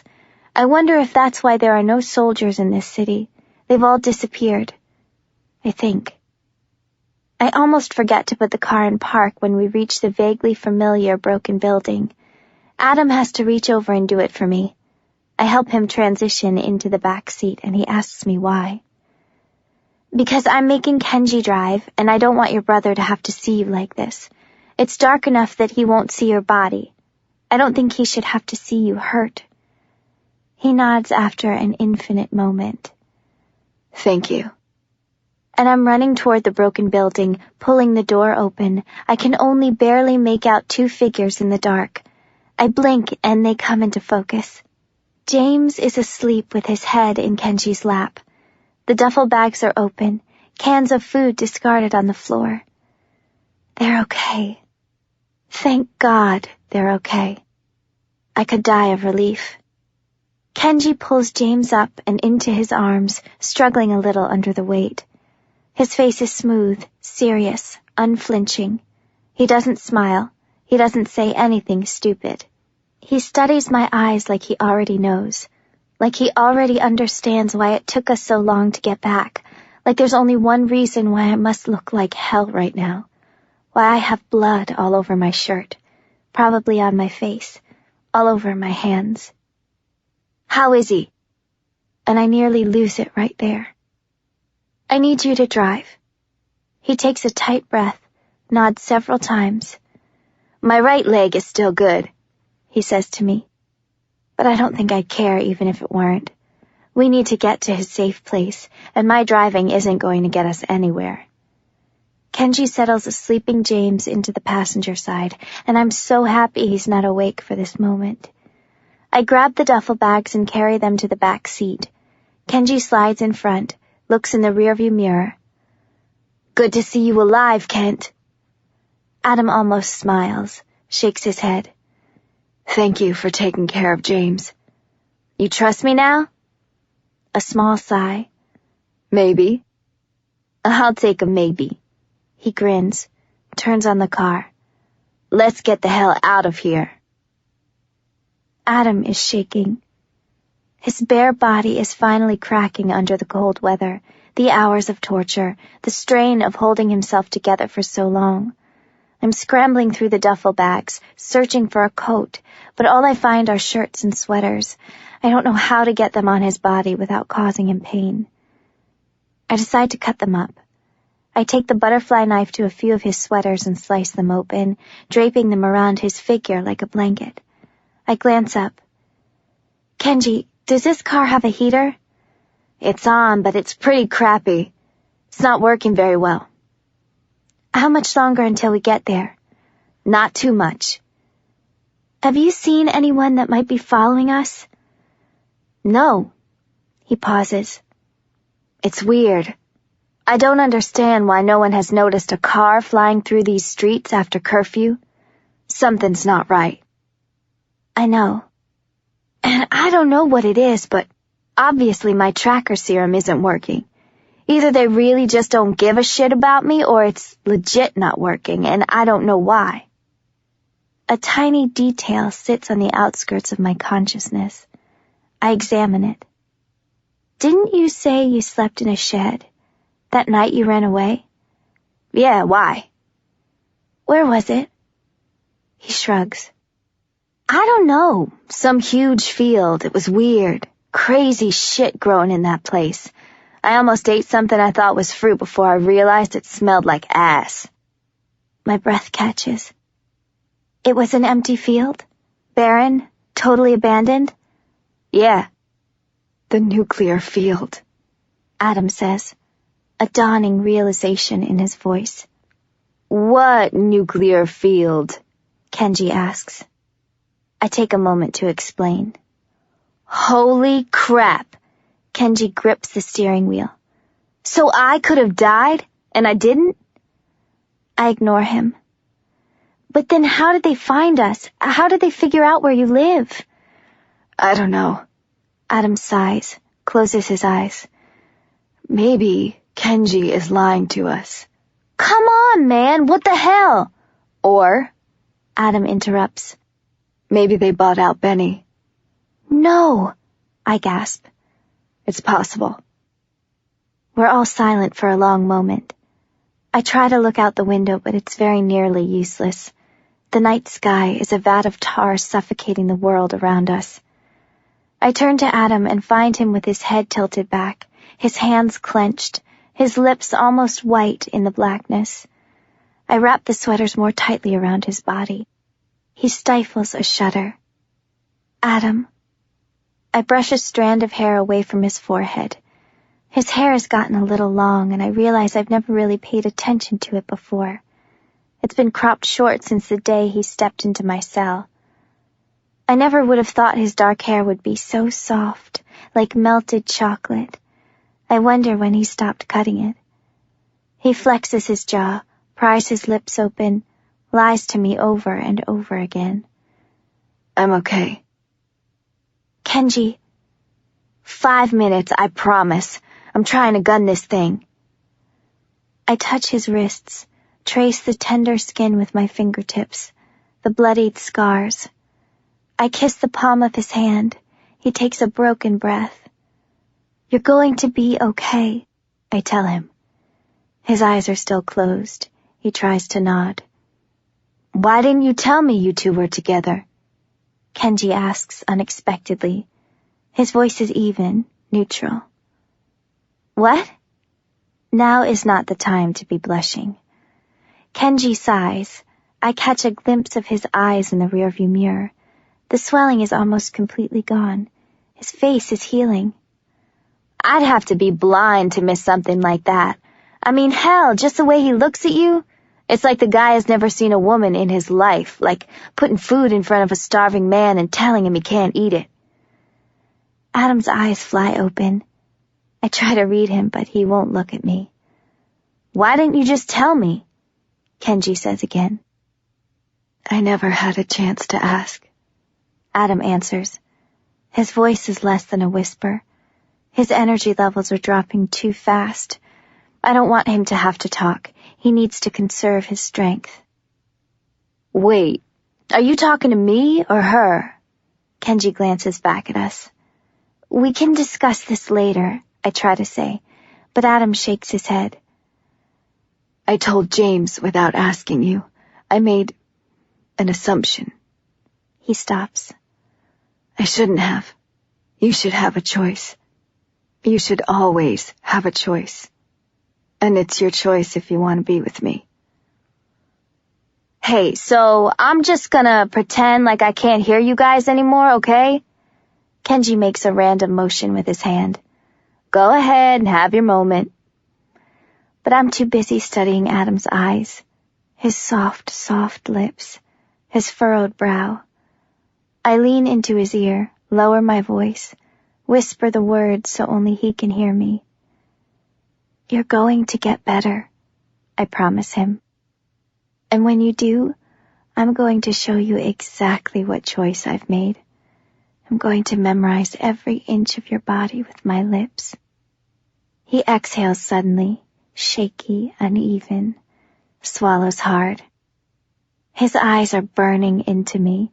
He looks almost feverish, and I wonder if I'm making things worse. I pull back, and he stops me, rests his hand on my thigh. Don't go, he says. Your touch is the only thing keeping me from losing my mind. Chapter 42. We're here, and it's nighttime, so, according to my calculations, we must not have done anything stupid. Kenji shifts into park. We're underground again in some kind of elaborate parking garage. 1 minute we were above ground, the next we've disappeared into a ditch. It's next to impossible to locate, much less to spot in the darkness. Kenji was telling the truth about this hideout. I've been busy trying to keep Adam awake for the past few minutes. His body is fighting exhaustion, blood loss, hunger, a million different points of pain. I feel so utterly useless. Adam has to go straight to the medical wing, Kenji announces. They have a medical wing? My heart is parasailing in the springtime. Kenji grins. This place has everything. It will blow your goddamn mind. He hits a switch on the ceiling. A faint light illuminates the old sedan. Kenji steps out the door. Wait here. I'll get someone to bring out a stretcher. What about James? Oh. Kenji's mouth twitches. He's going to be asleep for a little while longer. What do you mean? He clears his throat. Once, twice. Smooths out the wrinkles in his shirt. I may or may not have given him something to ease the pain of this journey. You gave a 10-year-old a sleeping pill? I'm afraid I'm going to break his neck. Would you rather he were awake for all of this? Adam is going to kill you. Kenji glances at Adam's drooping lids. Yeah, well, I guess I'm lucky he won't be able to kill me tonight. He hesitates, ducks into the car to run his fingers through James's hair, smiles a little. The kid is a saint. He'll be perfect in the morning. I can't believe you. Hey, he holds up his hands. Trust me, he's going to be just fine. I just didn't want him to be any more traumatized than he had to be. He shrugs. Hell, maybe Adam will agree with me. I'm going to murder you. Adam's voice is a soft mumble. Kenji laughs. Keep it together, bro, or I'll think you don't really mean it. Kenji disappears. I watch Adam, encourage him to stay awake, tell him he's almost safe, touch my lips to his forehead, study every shadow, every outline, every cut and bruise of his face. His muscles relax, his features lose their tension. He exhales a little more easily. I kiss his top lip, kiss his bottom lip, kiss his cheeks, his nose, his chin. Everything happens so quickly after that. 4 people run out toward the car, 2 older than me, 2 older than them, a pair of men, a pair of women. Where is he? The older woman asks. They're all looking around, anxious. I wonder if they can see me staring at them. Kenji opens Adam's door. Kenji is no longer smiling. In fact, he looks different, stronger, faster, taller even. He's in control, a figure of authority. These people know him. Adam is lifted onto the stretcher and assessed immediately. Everyone is talking at once. Something about broken ribs, something about losing blood, something about airways and lung capacity and what happened to his wrists, something about checking his pulse and how long has he been bleeding. The young male and female glance in my direction. They're all wearing strange outfits, strange suits, all white with gray stripes down the side. I wonder if it's a medical uniform. They're carrying Adam away. Wait! I trip out of the car. Wait! I want to go with him! Not now. Kenji stops me, softens. You can't be with him for what they need to do. Not now. What do you mean? What are they going to do to him? The world is fading in and out of focus, shades of gray flickering as stilted frames, broken movements. Suddenly nothing makes sense. Suddenly everything is confusing me. Suddenly my head is a piece of pavement and I'm being trampled to death. I don't know where we are. I don't know who Kenji is. Kenji was Adam's friend. Adam knows him. Adam. My Adam. Adam, who is being taken away from me, and I can't go with him. And I want to go with him, but they won't let me go with him, and I don't know why. They're going to help him, Juliette. I need you to focus. You can't fall apart right now. I know it's been a crazy day, but I need you to stay calm. His voice, so steady, so suddenly articulate. Who are you? I'm beginning to panic. I want to grab James and run, but I can't. He's done something to James, and even if I knew how to wake him up, I can't touch him. I want to rip my nails out. Who are you? Kenji sighs. You're starving, you're exhausted, you're processing shock and a million other emotions right now. Be logical. I'm not going to hurt you. You're safe now. Adam is safe. James is safe. I want to be with him. I want to see what they're going to do to him. I can't let you do that. What are you going to do to me? Why did you bring me here? My eyes are wide, darting in every direction. I'm spinning, stranded in the middle of the ocean of my own imagination, and I don't know how to swim. What do you want from me? Kenji looks down, rubs his forehead, reaches into his pocket.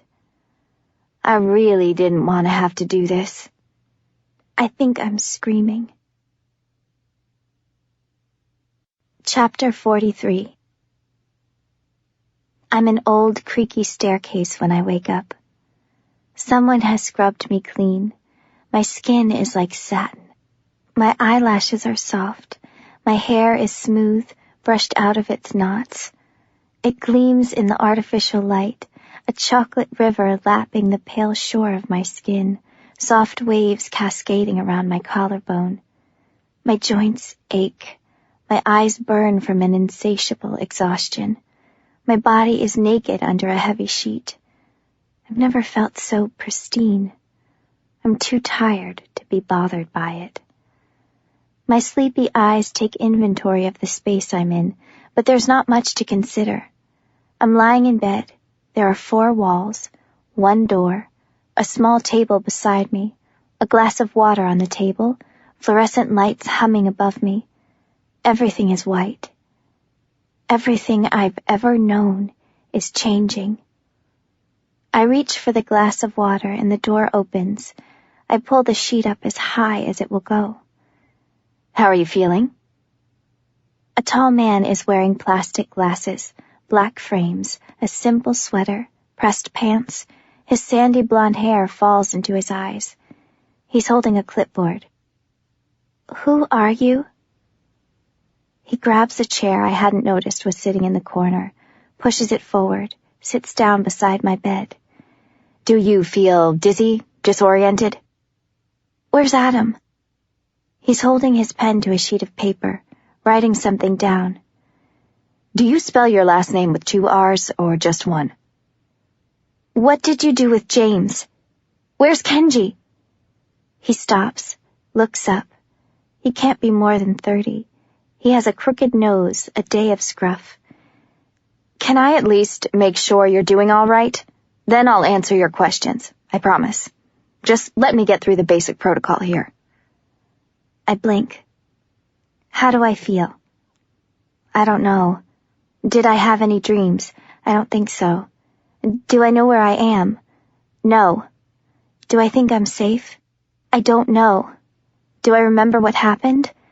Yes. How old am I? 17. What color are my eyes? I don't know. You don't know? He puts down his pen, takes off his glasses.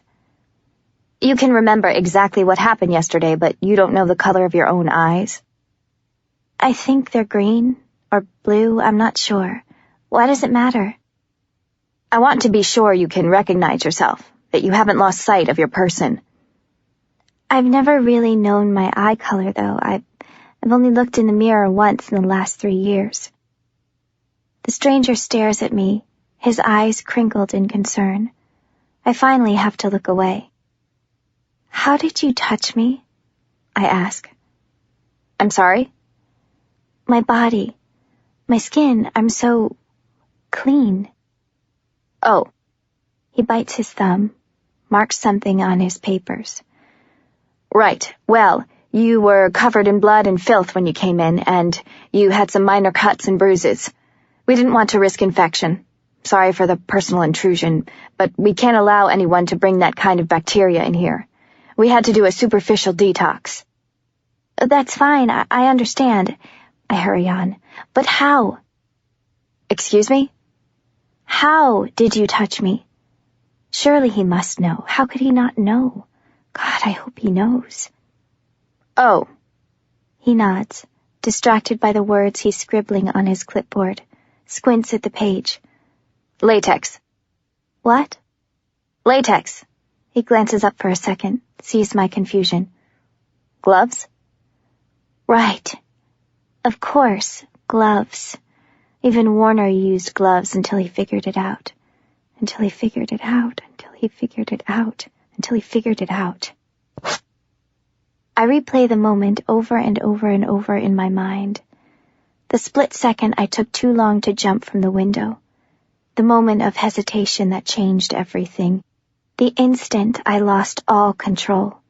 All power. Any point of dominance. He's never going to stop until he finds me, and it's my own fault. I need to know if he's dead. I have to force myself to be still. I have to force myself not to shake, shudder, or vomit. I need to change the subject. Where are my clothes?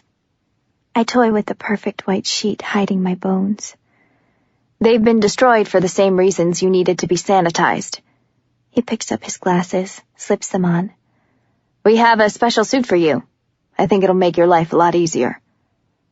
A special suit? I look up, part my lips in surprise.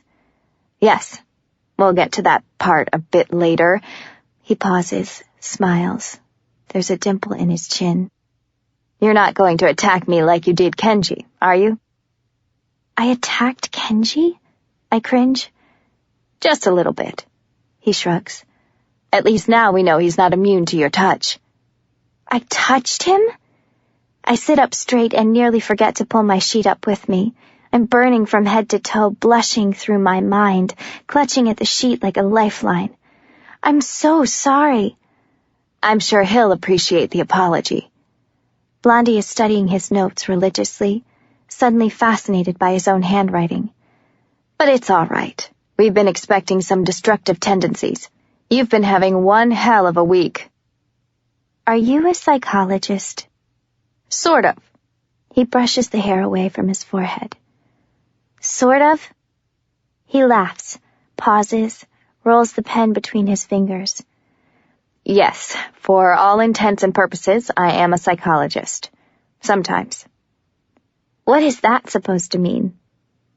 He parts his lips, presses them shut, seems to consider answering me but examines me instead. He stares for so long I feel my face go hot. He starts scribbling furiously. What am I doing here? I ask him. Recovering. How long have I been here? You've been asleep for almost 14 hours. We gave you a pretty powerful sedative. Looks at his watch. You seem to be doing well? Hesitates. You look very well, actually. Stunning, really. I have a handful of scrambled words in my mouth. a blush flushing up my face. "Where's Adam?" He takes a deep breath, underlines something on his papers. His lips twitch into a smile. "Where is he?" "Recovering." He finally looks up. "He's okay?" Nods. "He's okay." I stare at him. What does that mean? 2 knocks at the door. The bespectacled stranger doesn't move. He rereads his notes. "Come in," he calls. Kenji walks inside, a little hesitant at first. He peeks at me, his eyes cautious. I never thought I'd be so happy to see him. But while it's a relief to see a face I recognize, my stomach immediately twists into a knot of guilt, knocking me over from the inside. I wonder how badly I must have hurt him. He steps forward. My guilt disappears. I look more closely and realize he's perfectly unharmed. His leg is working fine. His face is back to normal. His eyes are no longer puffy. His forehead is repaired, smooth, untouched. He was right. He does have a spectacular face. A defiant jawline, perfect eyebrows, eyes as pitch black as his hair, sleek, strong, a bit dangerous. "Hey, beautiful." "I'm sorry I almost killed you," I blurt out. "Oh," he startles, shoves his hands into his pockets. "Well, glad we got that out of the way." I notice he's wearing a destroyed t-shirt, dark jeans. I haven't seen anyone wear jeans in such a long time. Army uniforms, cotton basics, and fancy dresses are all I've known lately. I can't really look at him. "I panicked," I try to explain. I clasp and unclasp my fingers. "I figured." He cocks an eyebrow. "I'm sorry." "I know." I nod. "You look better." He cracks a grin, stretches, leans against the wall, arms crossed at his chest, legs crossed at the ankles. "This must be difficult for you." "Excuse me?" "Looking at my face, realizing I was right, realizing you made the wrong decision." He shrugs. "I understand. I'm not a proud man, you know. I'd be willing to forgive you." I gape at him, unsure whether to laugh or throw something. "Don't make me touch you." He shakes his head. "It's incredible how someone can look so right and feel so wrong. Kent is a lucky bastard." "I'm sorry." Psychologist man stands up. "Are you two finished here?" He looks to Kenji. "I thought you had a purpose." Kenji pushes off the wall, straightens his back. "Right, yeah. Castle wants to meet her." Chapter 44. "Now?" Blondie is more confused than I am. "But I'm not done examining her."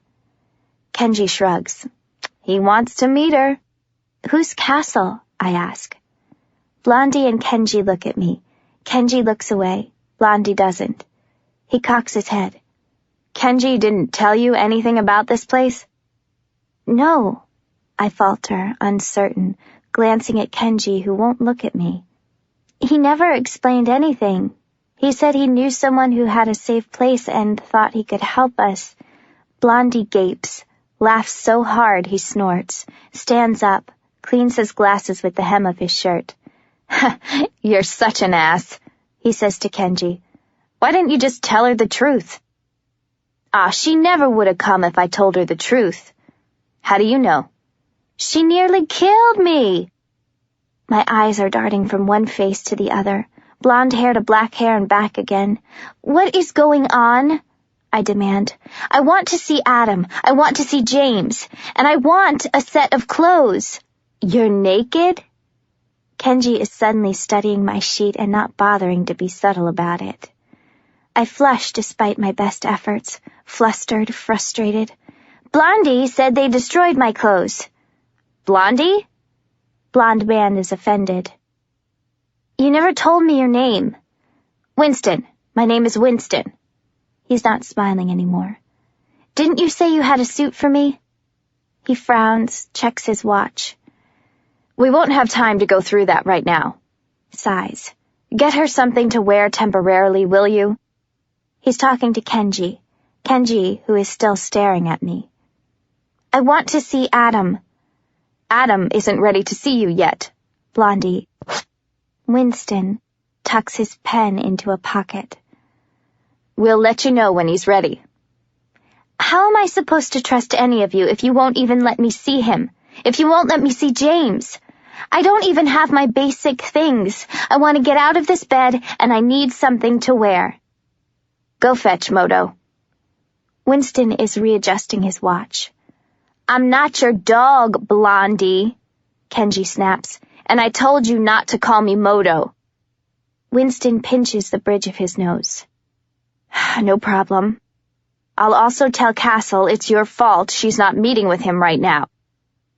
Kenji mutters something obscene under his breath, stalks off, almost slams the door. A few seconds pass in a strained sort of silence. I take a deep breath. So, what's Moto mean?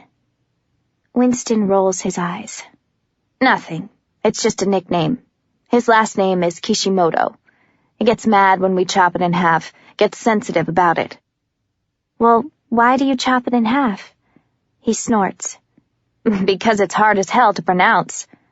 How is that an excuse? He frowns. What?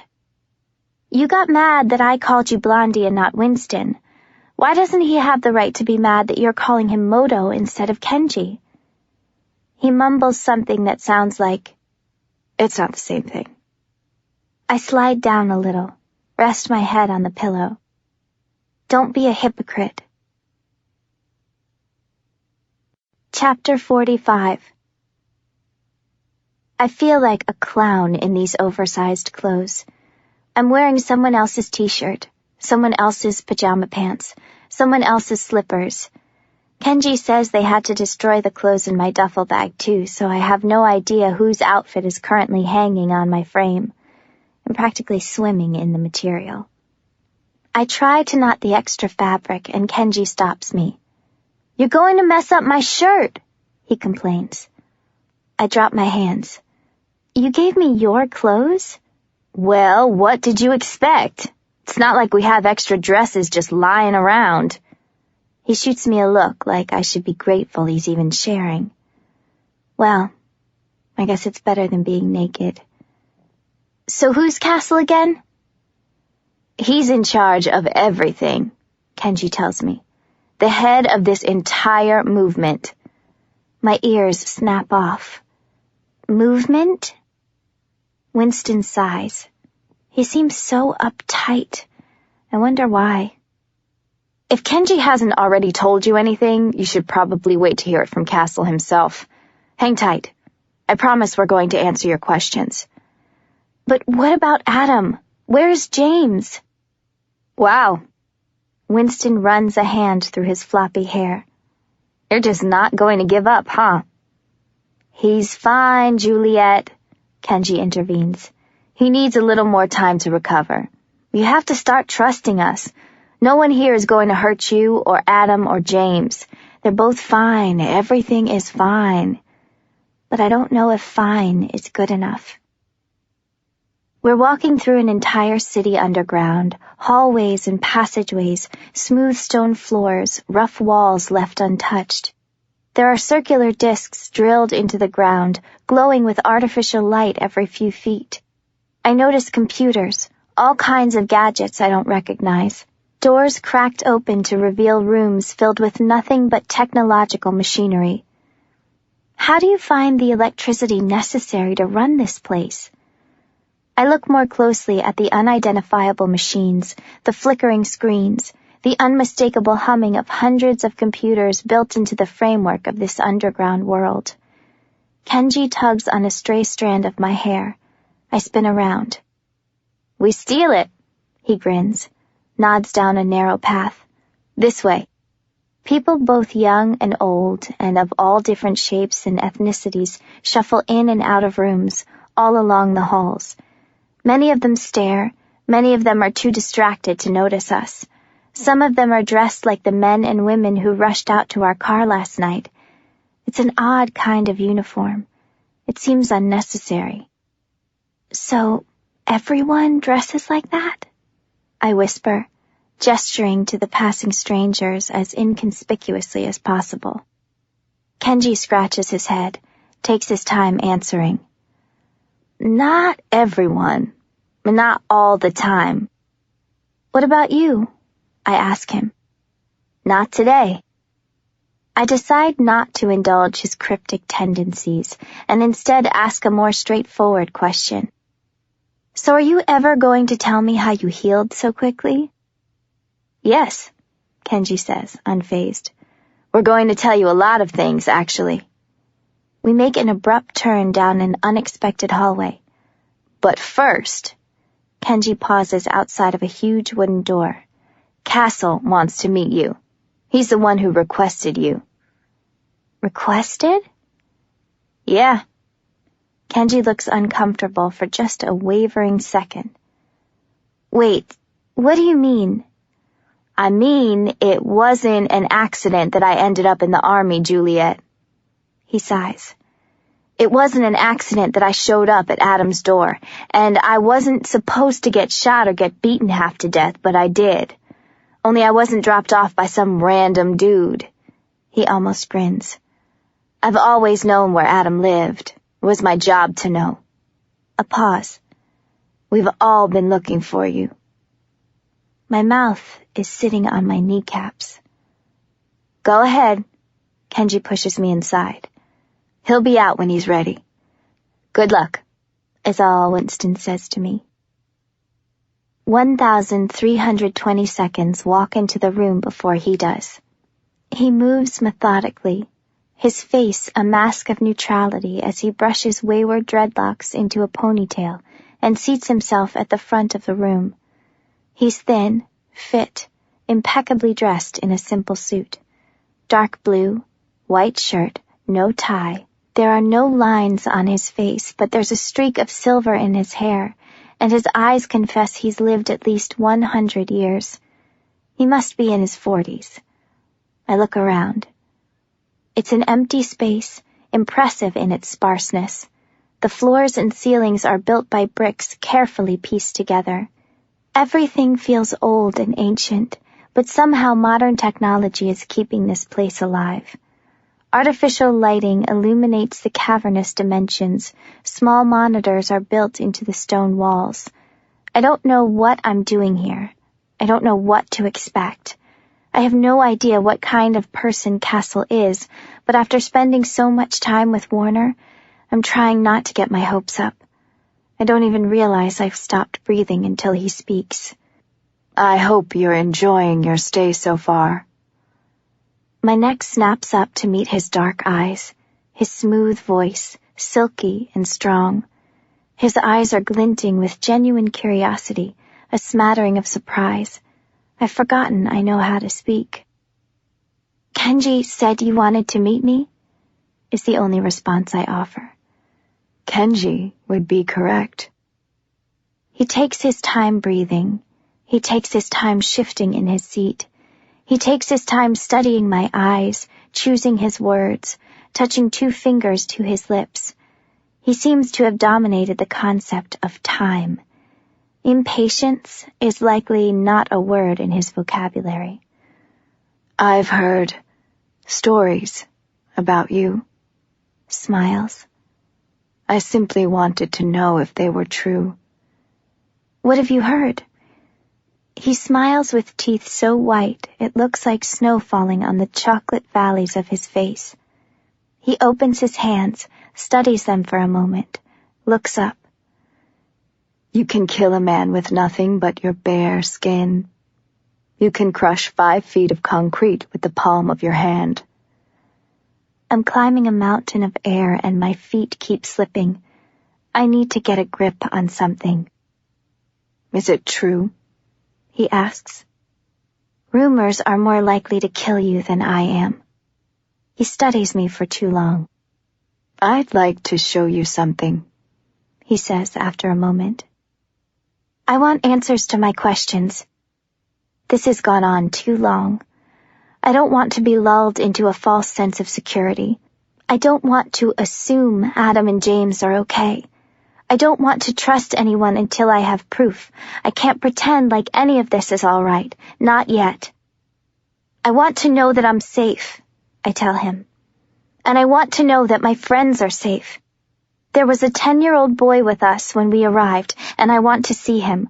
I need to make certain he is healthy and unharmed. I won't cooperate otherwise. His eyes inspect me a few moments longer. Your loyalty is refreshing, he says, and he means it. You will do well here. My friends.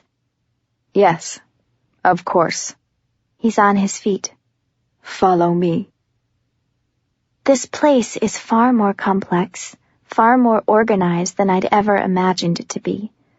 There are hundreds of different directions to get lost in, almost as many rooms, some bigger than others, each dedicated to different pursuits. The dining hall, Castle says to me. The dormitories, on the opposite wing. The training facilities, down that hall. The common rooms, right through here. The bathrooms, on either end of the floor. The meeting halls, just past that door.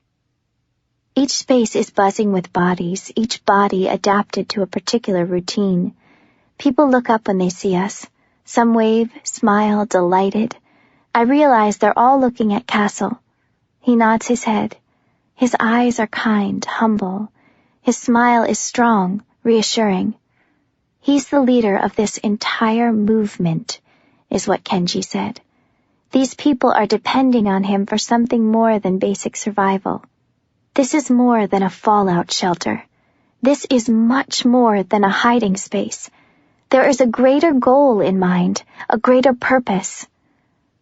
Welcome, Castle says to me, gesturing with one hand. To Omega Point. Chapter 46. Omega Point? The last letter in the Greek alphabet, the final development, the last in a series. He stops in front of me, and for the first time I notice the Omega symbol stitched into the back of his jacket. We are the only hope our civilization has left. But how? With such small numbers, how can you possibly hope to compete? We've been building for a long time, Juliette. It's the first time he said my name. His voice is strong, smooth, stable. We've been planning, organizing, mapping out our strategy for many years now. The collapse of our human society should not come as a surprise. We brought it upon ourselves. The question wasn't whether things would fall apart, he continues, only when. It was a waiting game, a question of who would try to take power and how they would try to use it. Fear? He says to me, turning back for just a moment, his footsteps silent against the stone. Is a great motivator.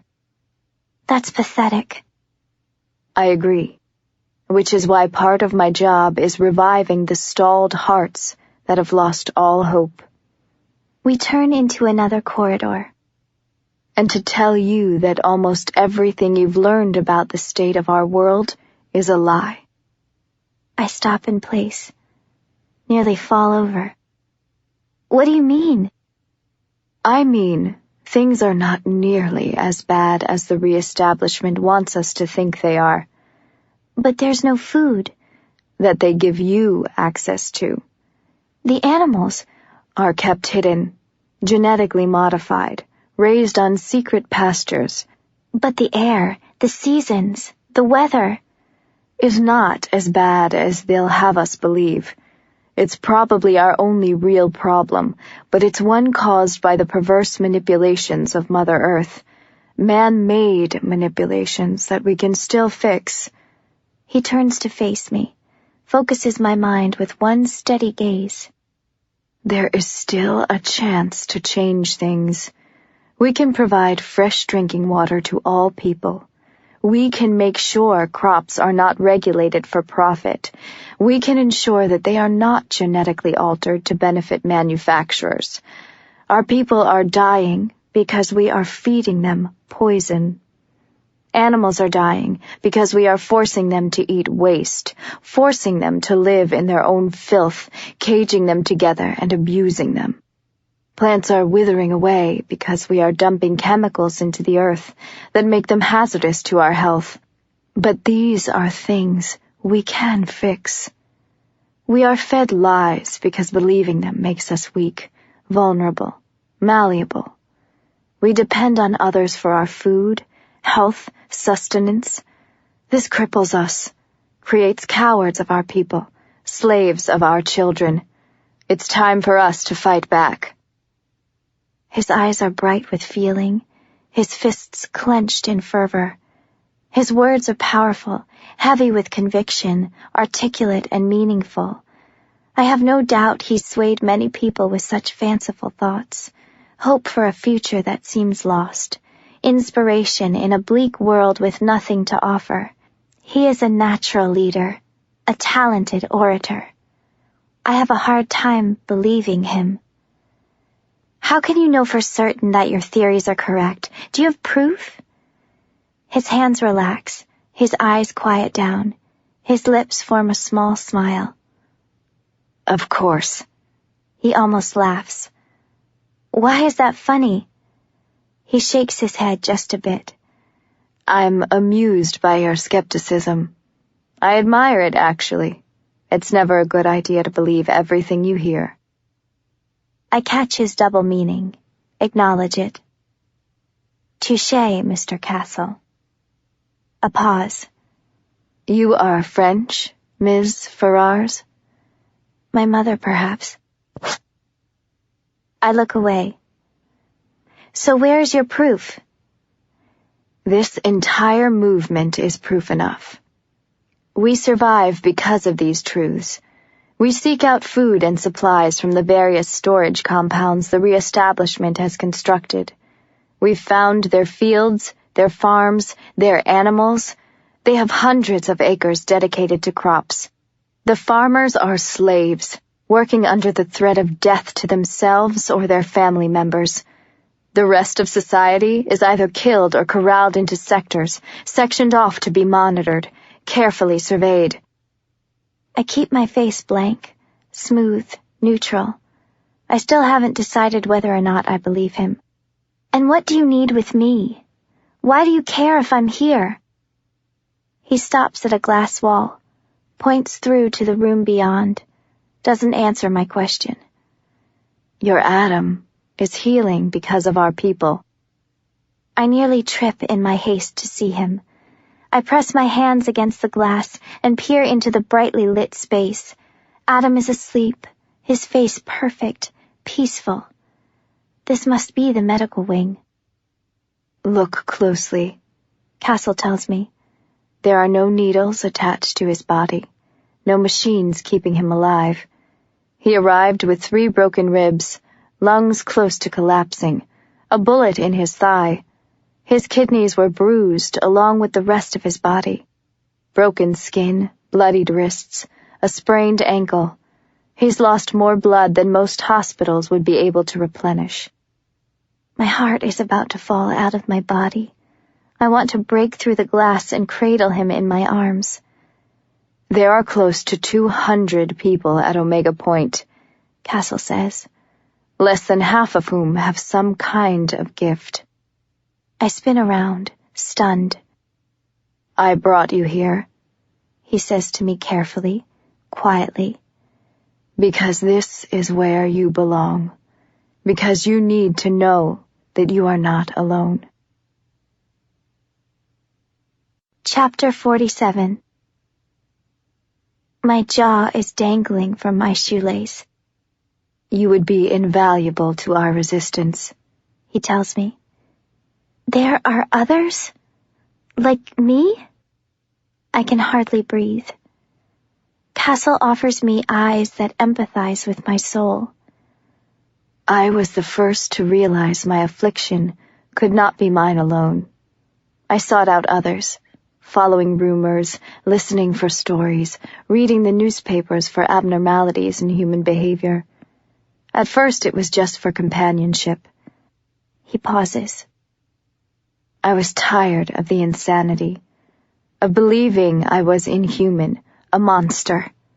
But then I realized that what seemed a weakness was actually a strength, that together we could be something extraordinary, something good.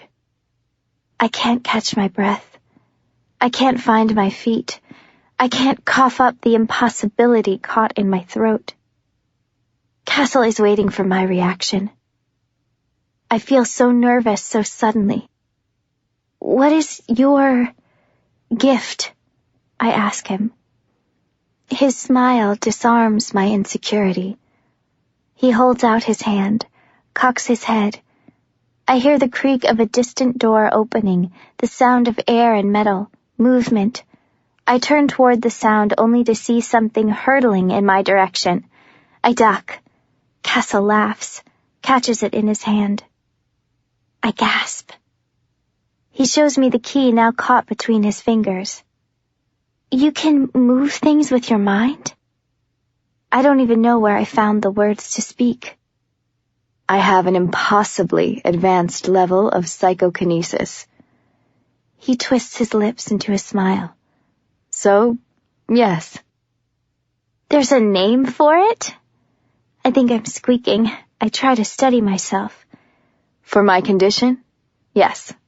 For yours? He pauses. I'm uncertain. And the others, what? They're...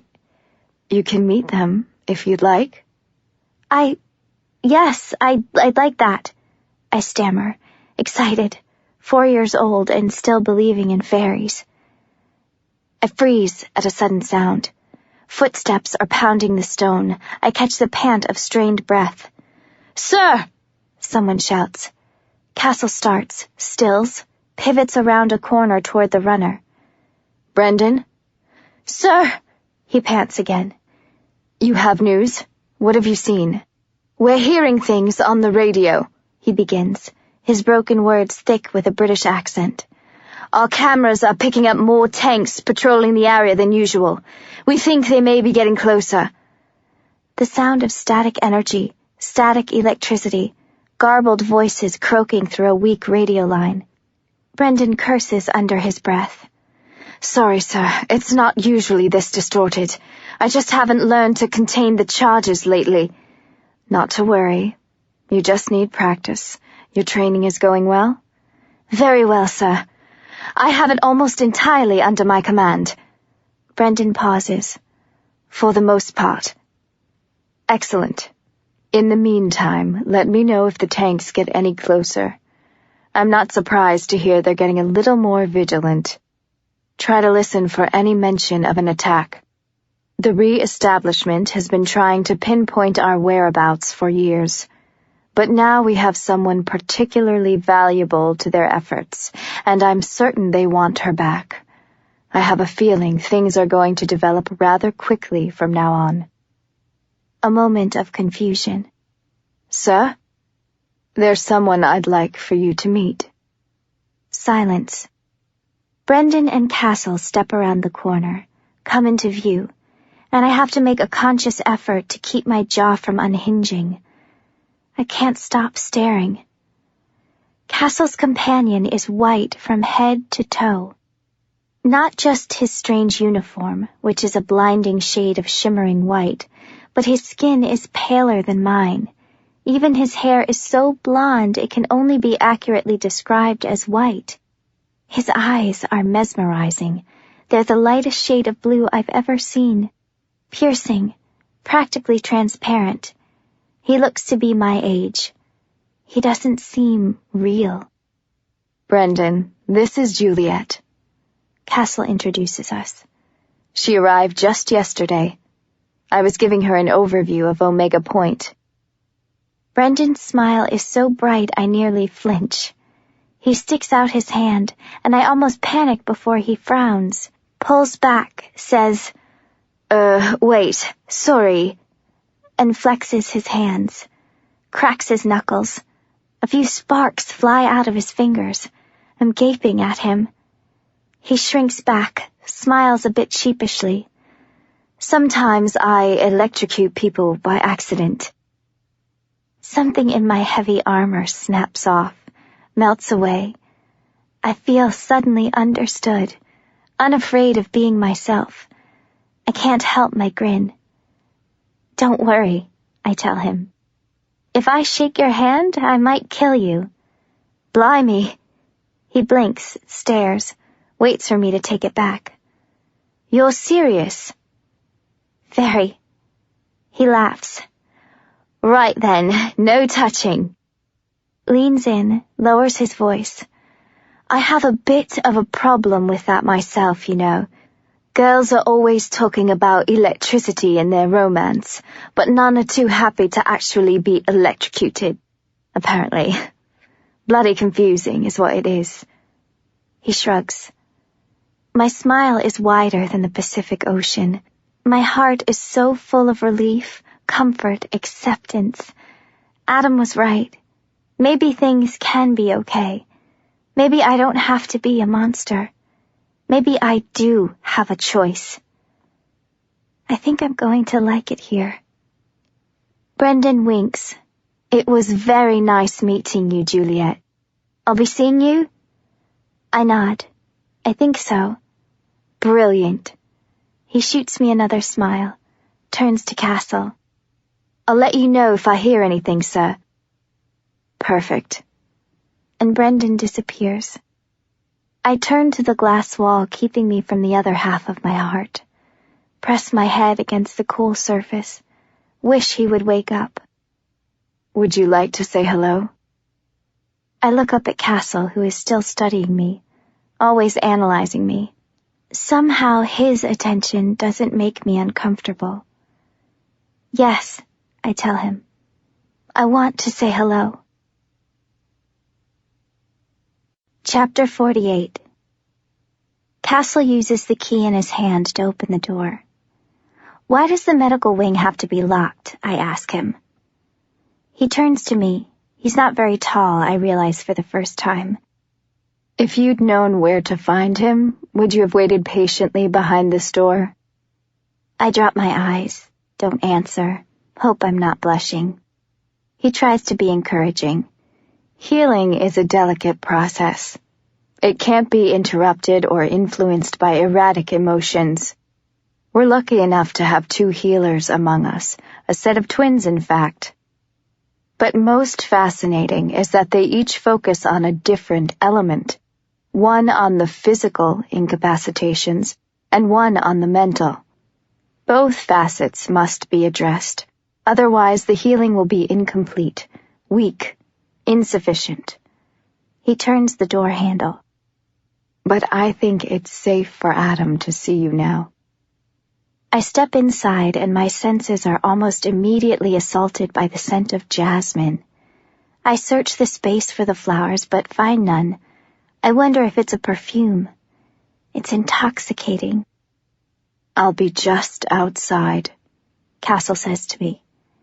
The room is filled with a long row of beds, simply made. All 20 or so of them are empty except for Adam's. There's a door at the end of the room that probably leads to another space, but I'm too nervous to be curious right now. I pull up an extra chair and try to be as quiet as possible. I don't want to wake him. I just want to know he's okay. I clasp and unclasp my hands. I'm too aware of my racing heart, and I know I probably shouldn't touch him, but I can't help myself. I cover his hand with mine. His fingers are warm. His eyes flutter for just a moment. They don't open. He takes a sudden breath, and I freeze.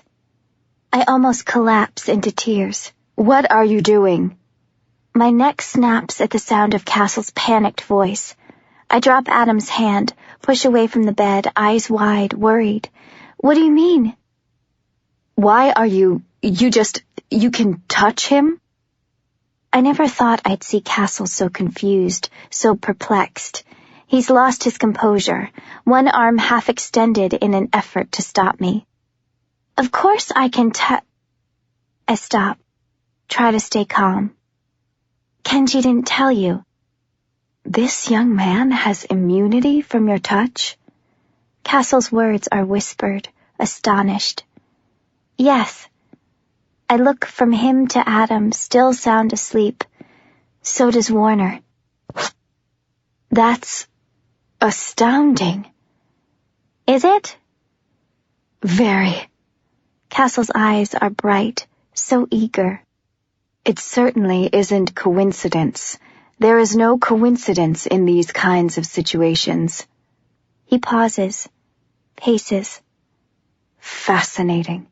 So many possibilities, so many theories. He's not even talking to me anymore. His mind is working too quickly for me to keep up. He takes a deep breath, seems to remember I'm still in the room. My apologies. Please carry on. The girls will be out soon. They're assisting James at the moment. I must report this new information as soon as possible. Wait. He looks up. Yes?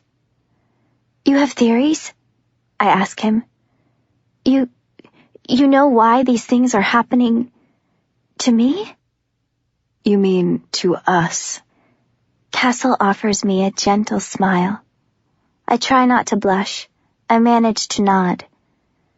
We have been doing extensive research for years, he says. We think we have a pretty good idea. And? I can hardly breathe. If you should decide to stay at Omega Point, we'll have that conversation very soon, I promise. Besides, I'm sure now is probably not the best time. He nods at Adam. Oh, I feel my cheeks burn. Of course. Castle turns to leave. But do you think that Adam... The words tumble out of my mouth too quickly. I try to pace myself. Do you think he's... like us, too? Castle pivots back around, studies my eyes. I think, he says carefully, that it is entirely possible. I gasp. My apologies, he says, but I really must get going, and I wouldn't want to interrupt your time together. I want to say yes, sure, of course, absolutely. I want to smile and wave and tell him it's no problem, but I have so many questions, I think I might explode. I want him to tell me everything he knows. I know this is a lot of information to take in at once. Castle pauses at the door.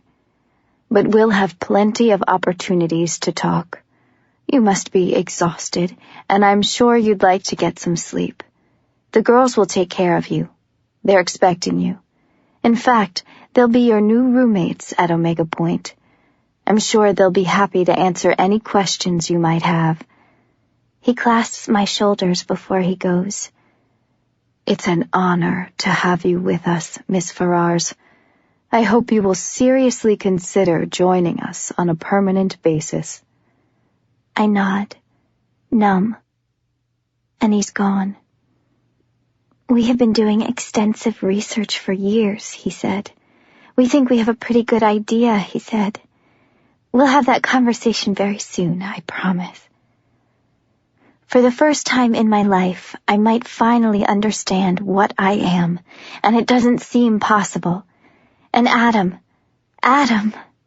I shake myself and take my seat next to him, squeeze his fingers. Castle could be wrong. Maybe this is all coincidence. I have to focus. I wonder if anyone has heard from Warner lately. Juliette. His eyes are half open. He's staring at me like he's not sure if I'm real. Adam! I have to force myself to be still. He smiles, and the effort seems to exhaust him. God, it's good to see you. You're okay. I grip his hand, resist pulling him into my arms. You're really okay. His grin gets bigger. I'm so tired. I feel like I could sleep for a few years. Don't worry, the sedative will wear off soon. I spin around. Two girls with exactly the same green eyes are staring at us. They smile at the same time. Their long brown hair is thick and sticks straight in high ponytails on their heads. They're wearing matching silver bodysuits, gold ballet flats. "I'm Sonia," the girl on the left says. "I'm Sarah," her sister adds. I have no idea how to tell them apart. "It's so nice to meet you," they say at exactly the same time. "I'm Juliette," I manage. "It's a pleasure to meet you too." "Adam is almost ready for release," one says to me. "Sonia is an excellent healer," the other one chimes in. "Sarah is better than I am," says the first. "He should be okay to leave just as soon as the sedative is out of his system," they say together, smiling. "Oh, that's great. Thank you so much." I don't know who to look at, who to answer. I glance back at Adam. He seems thoroughly amused. "Where's James?" he asks. "He's playing with the other children." I think it's Sarah who says it. "We just took him on a bathroom break," says the other. "Would you like to see him?" Back to Sarah. "There are other children?" My eyes are as wide as my face. The girls nod at the same time. "We'll go get him," they chorus, and disappear. "They seem nice," Adam says after a moment. "Yeah, they do. This whole place seems nice." Sonia and Sarah come back with James, who seems happier than I've ever seen him, almost happier than seeing Adam for the first time. He's thrilled to be here. Thrilled to be with the other kids. Thrilled to be with the pretty girls who take care of me because they're so nice and there's so much food and they gave me chocolate. Adam, have you ever tasted chocolate? And he has a big bed, and tomorrow he's going to class with the other kids, and he's already excited. "I'm so happy you're awake," he says to Adam, practically jumping up and down on his bed. "They said you got sick and that you were resting, and now you're awake, so that means you're better, right? And we're safe. I don't really remember what happened on our way here," he admits, a little embarrassed. "I think I fell asleep." I think Adam is looking to break Kenji's neck at this point. "Yeah, we're safe," Adam tells him, running a hand through his messy blonde hair. "Everything is okay." James runs back to the playroom with the other kids. Sonia and Sarah invent an excuse to leave so we have some privacy. I'm liking them more and more. "Has anyone told you about this place yet?" Adam asks me. He manages to sit up. His sheet slides down. His chest is exposed. His skin is perfectly healed. I can hardly reconcile the image I have in my memory with the one in front of me. I forget to answer his question. "You have no scars." I touch his skin like I need to feel it for myself. He tries to smile. "They're not very traditional in their medical practices around here." I look up, startled. "You know?" "Did you meet Castle yet?" I nod, bewildered. He shifts, sighs. "I've heard rumors about this place for a long time. I got really good at listening to whispers, mostly because I was looking out for myself. But in the army we hear things. Any and all kinds of enemy threats, possible ambushes. There was talk of an unusual underground movement from the moment I enlisted. Most people said it was crap, that it was some kind of garbage concocted to scare people, that there was no way it could be real. But I always hoped it had some basis in truth, especially after I found out about you. I hoped we'd be able to find others with similar abilities, but I didn't know who to ask. I had no connections, no way of knowing how to find them." He shakes his head. "And all this time, Kenji was working undercover." "He said he was looking for me." Adam nods, laughs. "Just like I was looking for you. Just like Warner was looking for you."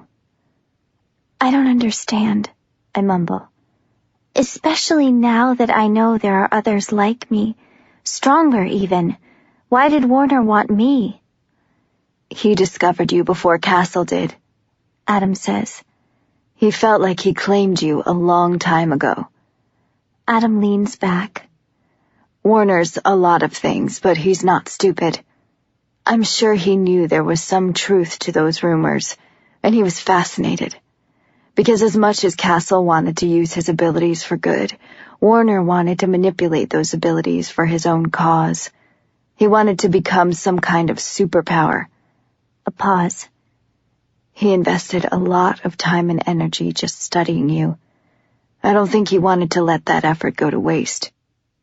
Adam? I whisper. He takes my hand. Yeah? I don't think he's dead. Chapter 49. He's not. Adam turns, frowns at the voice. What are you doing here? Wow, what a greeting, Kent. Be careful not to pull a muscle thanking me for saving your ass. You lied to all of us. You're welcome. You sedated my 10-year-old brother. You're still welcome. Hey, Kenji. I acknowledge him. My clothes look good on you. He steps a bit closer, smiles. I roll my eyes. Adam examines my outfit for the first time. I didn't have anything else to wear, I explain. Adam nods a little slowly, looks at Kenji. Did you have a message to deliver? Yeah, I'm supposed to show you where you'll be staying. What do you mean? Kenji grins. You and James are going to be my new roommates.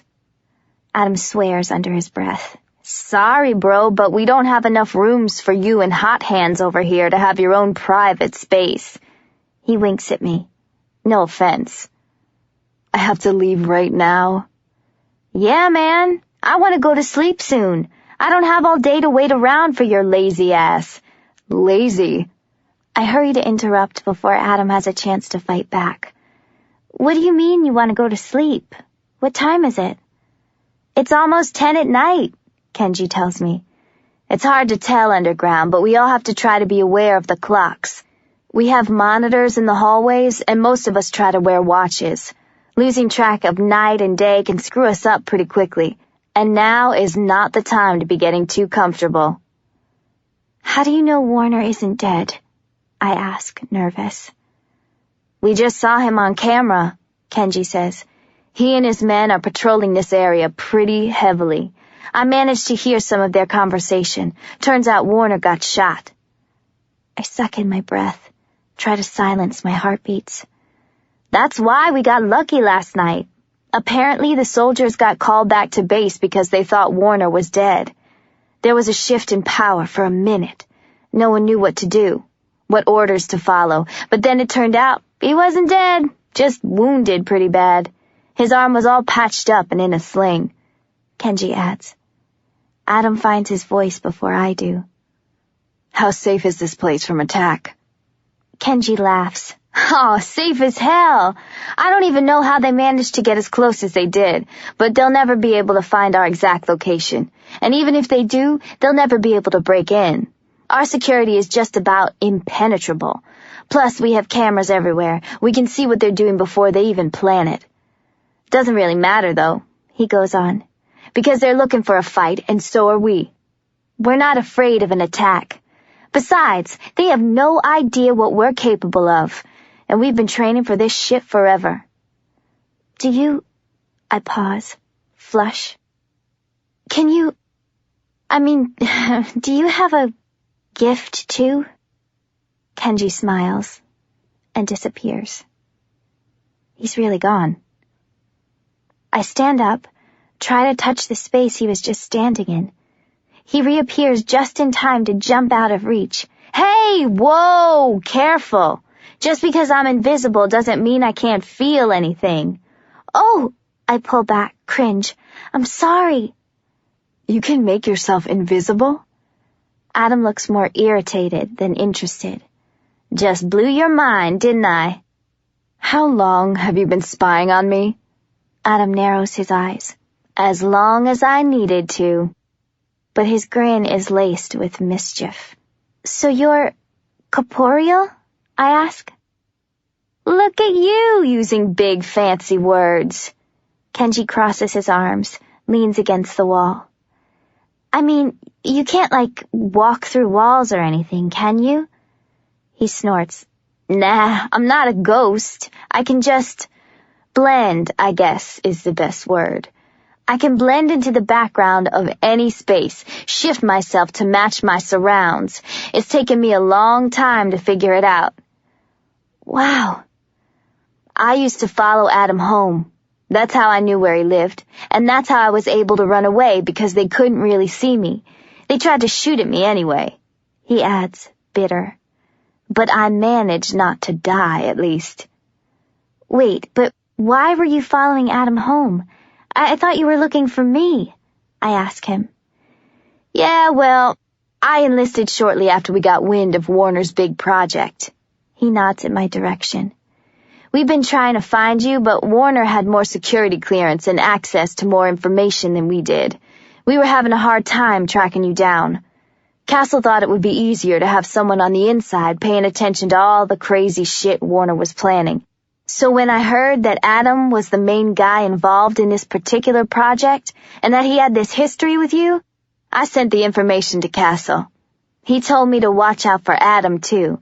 You know, in case Adam turned out to be just as psycho as Warner.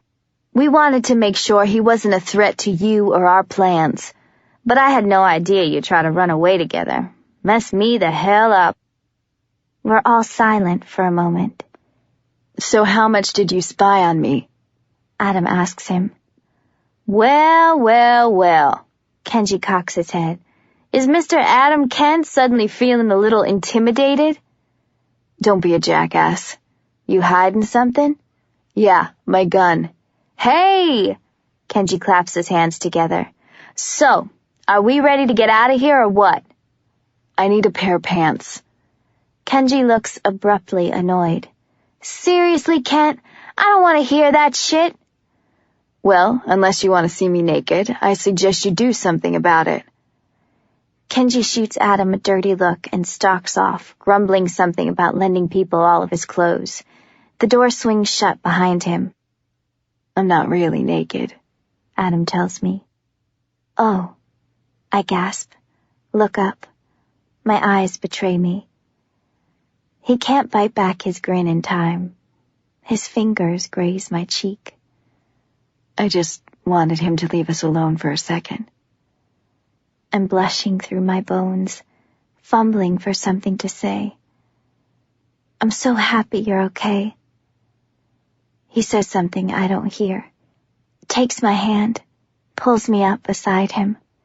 He's leaning in and I'm leaning in until I'm practically on top of him, and he's slipping me into his arms and kissing me with a new kind of desperation, a new kind of passion, a burning need. His hands are threaded in my hair, his lips so soft, so urgent against mine, like fire and honey exploding in my mouth. My whole body is steaming. Adam pulls back just a tiny bit, kisses my bottom lip, bites it for just a second. His skin is 100 degrees hotter than it was a moment ago.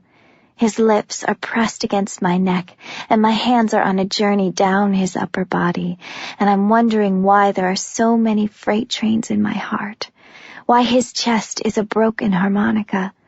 I'm tracing the bird caught forever in flight on his skin, and I realize for the first time that he's given me wings of my own.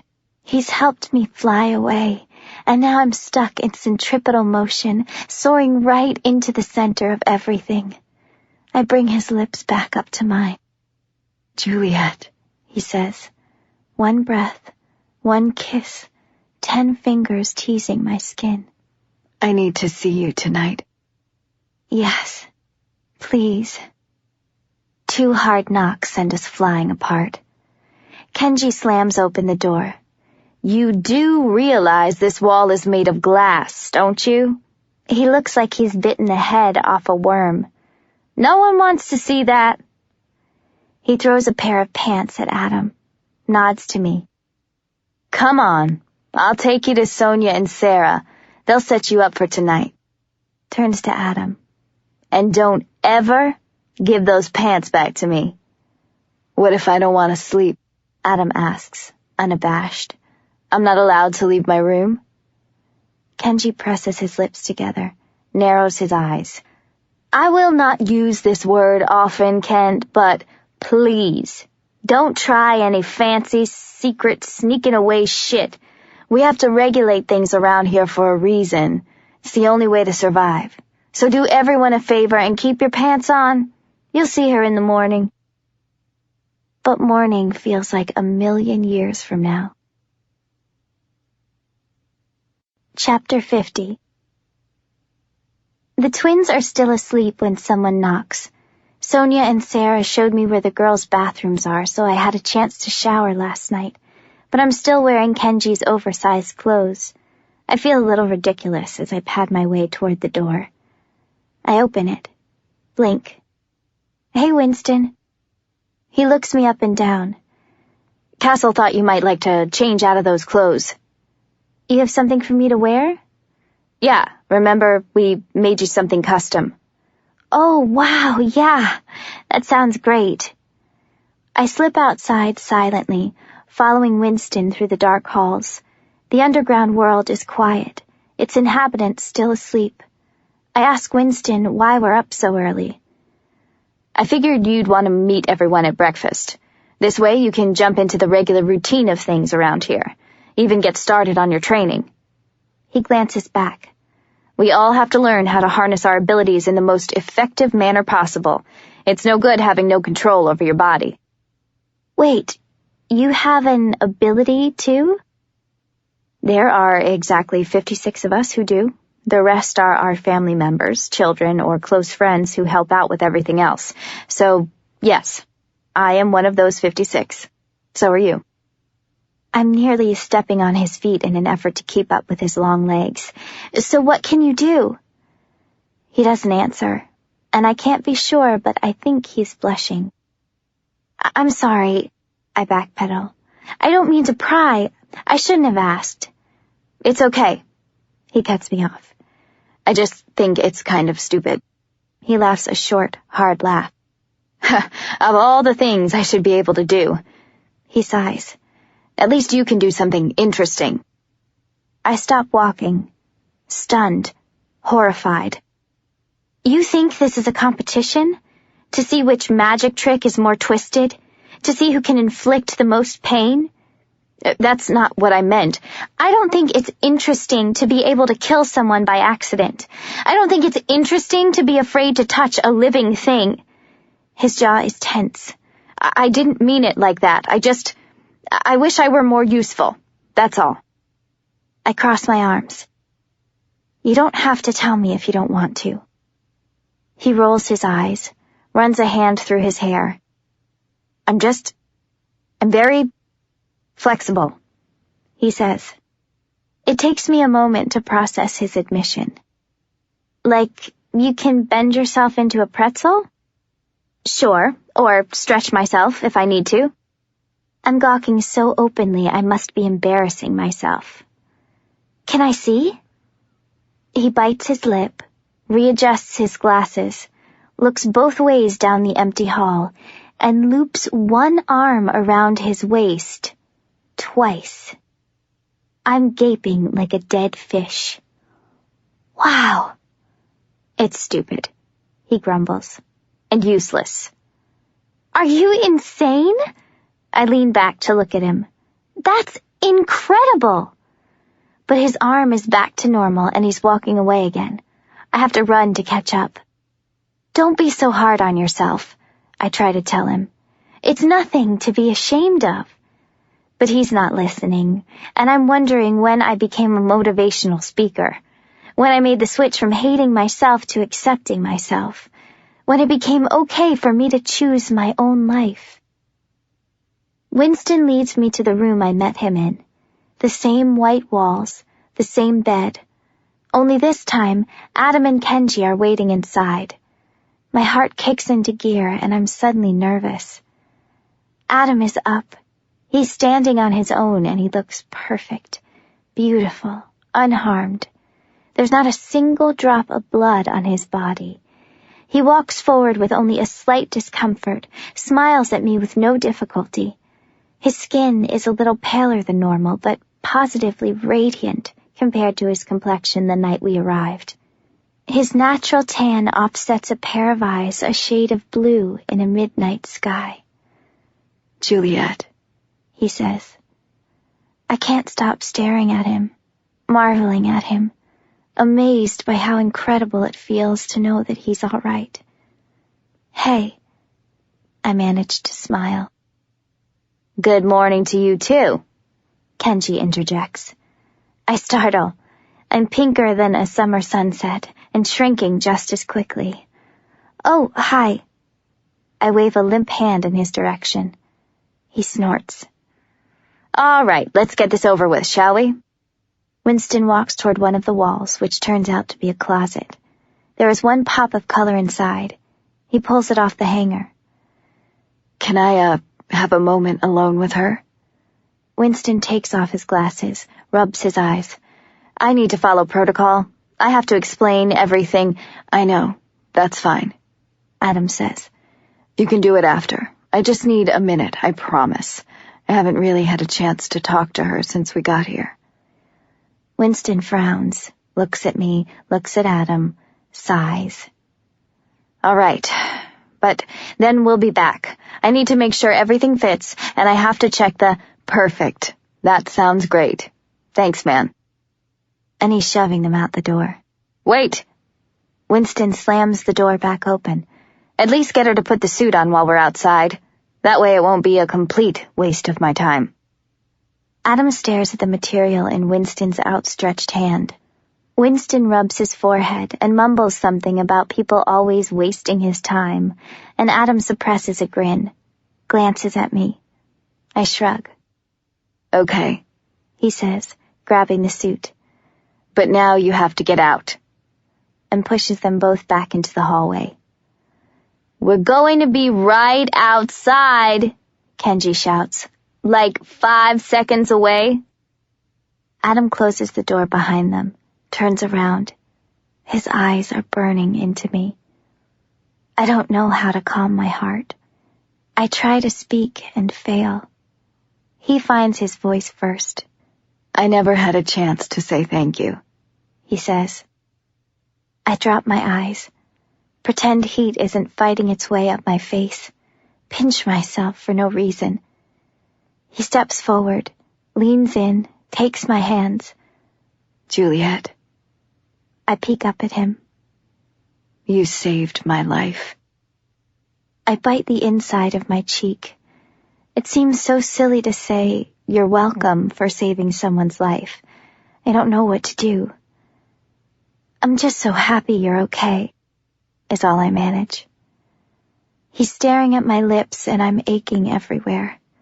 If he kisses me right now, I don't think I'll let him stop. He takes a sharp breath, seems to remember he's holding something. Oh, maybe you should put this on. He hands me a slinky piece of something purple. It looks tiny, like a jumpsuit that could fit a small child. It weighs less than nothing. I offer Adam a blank stare. He grins. Try it on.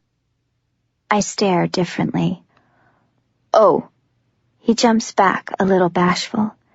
Right, I'll turn around. I wait until his back is to me before I exhale. I look around.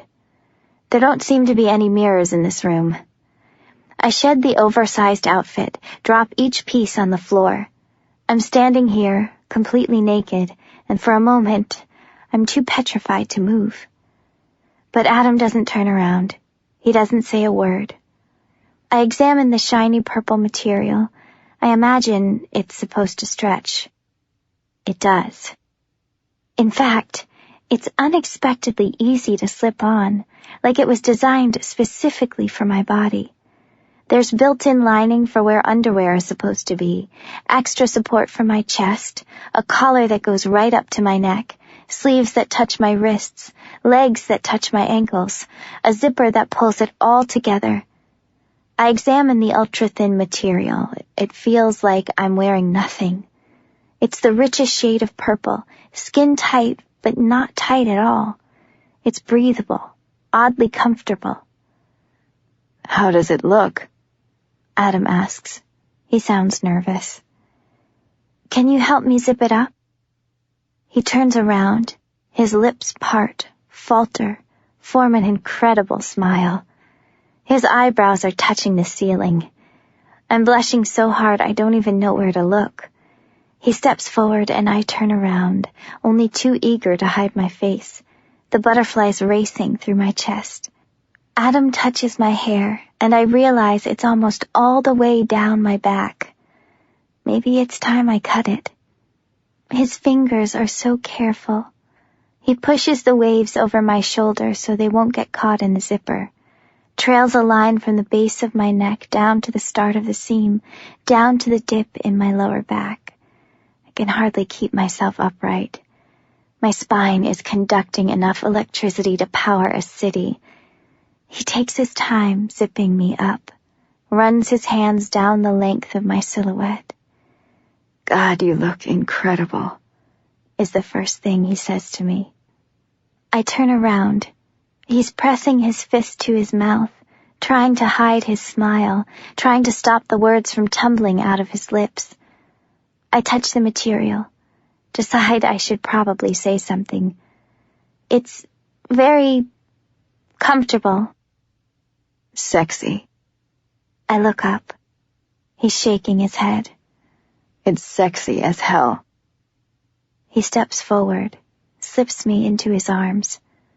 I look like a gymnast, I mumble. No, he whispers, hot, hot, hot against my lips. You look like a superhero. Epilogue. I'm still tingling when Kenji and Winston burst back into the room. So, how is this suit supposed to make my life easier? I ask anyone who'll answer. But Kenji is frozen in place, staring without apology. Opens his mouth, closes it, shoves his hands into his pockets. Winston steps in. It's supposed to help with the touching issue, he tells me. You don't have to worry about being covered from head to toe in this unpredictable weather. The material is designed to keep you cool or keep you warm based on the temperature. It's light and breathable so your skin doesn't suffocate. It will keep you safe from hurting someone unintentionally, but offers you the flexibility of touching someone intentionally, too. If you ever needed to. That's amazing. He smiles, big. You're welcome. I study the suit more closely, realize something. But my hands and feet are totally exposed. How's that supposed to— Oh, shoot. Winston interrupts. I almost forgot. He runs over to the closet and pulls out a pair of flat-heeled black ankle boots and a pair of black gloves that stop right before the elbow. He hands them to me. I study the soft leather of the accessories and marvel at the springy, flexible build of the boots.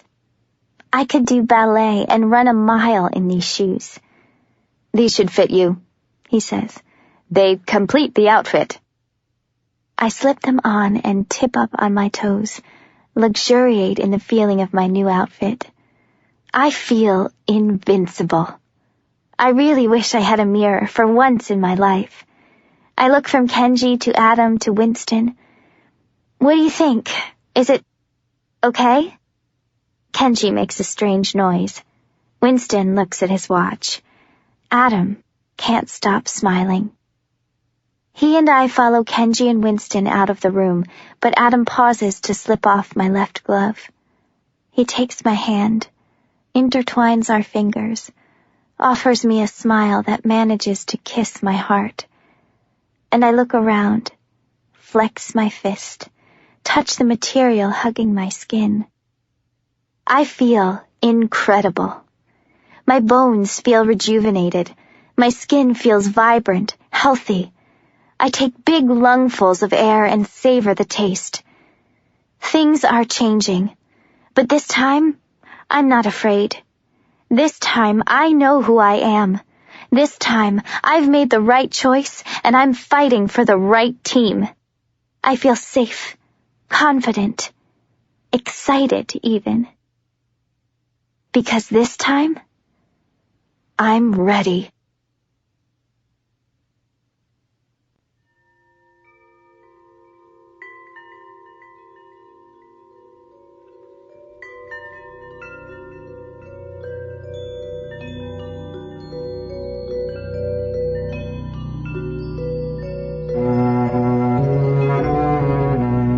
This is Kate Sims's. We hope you have enjoyed this unabridged recording of Shatter Me by Tahereh Mafi. This program was produced by John Marshall Media. Executive producer Karen Jakonski. Text copyright 2011 by Tahereh Mafi. Production copyright 2011 by HarperCollins Publishers. All rights reserved. Thank you for listening.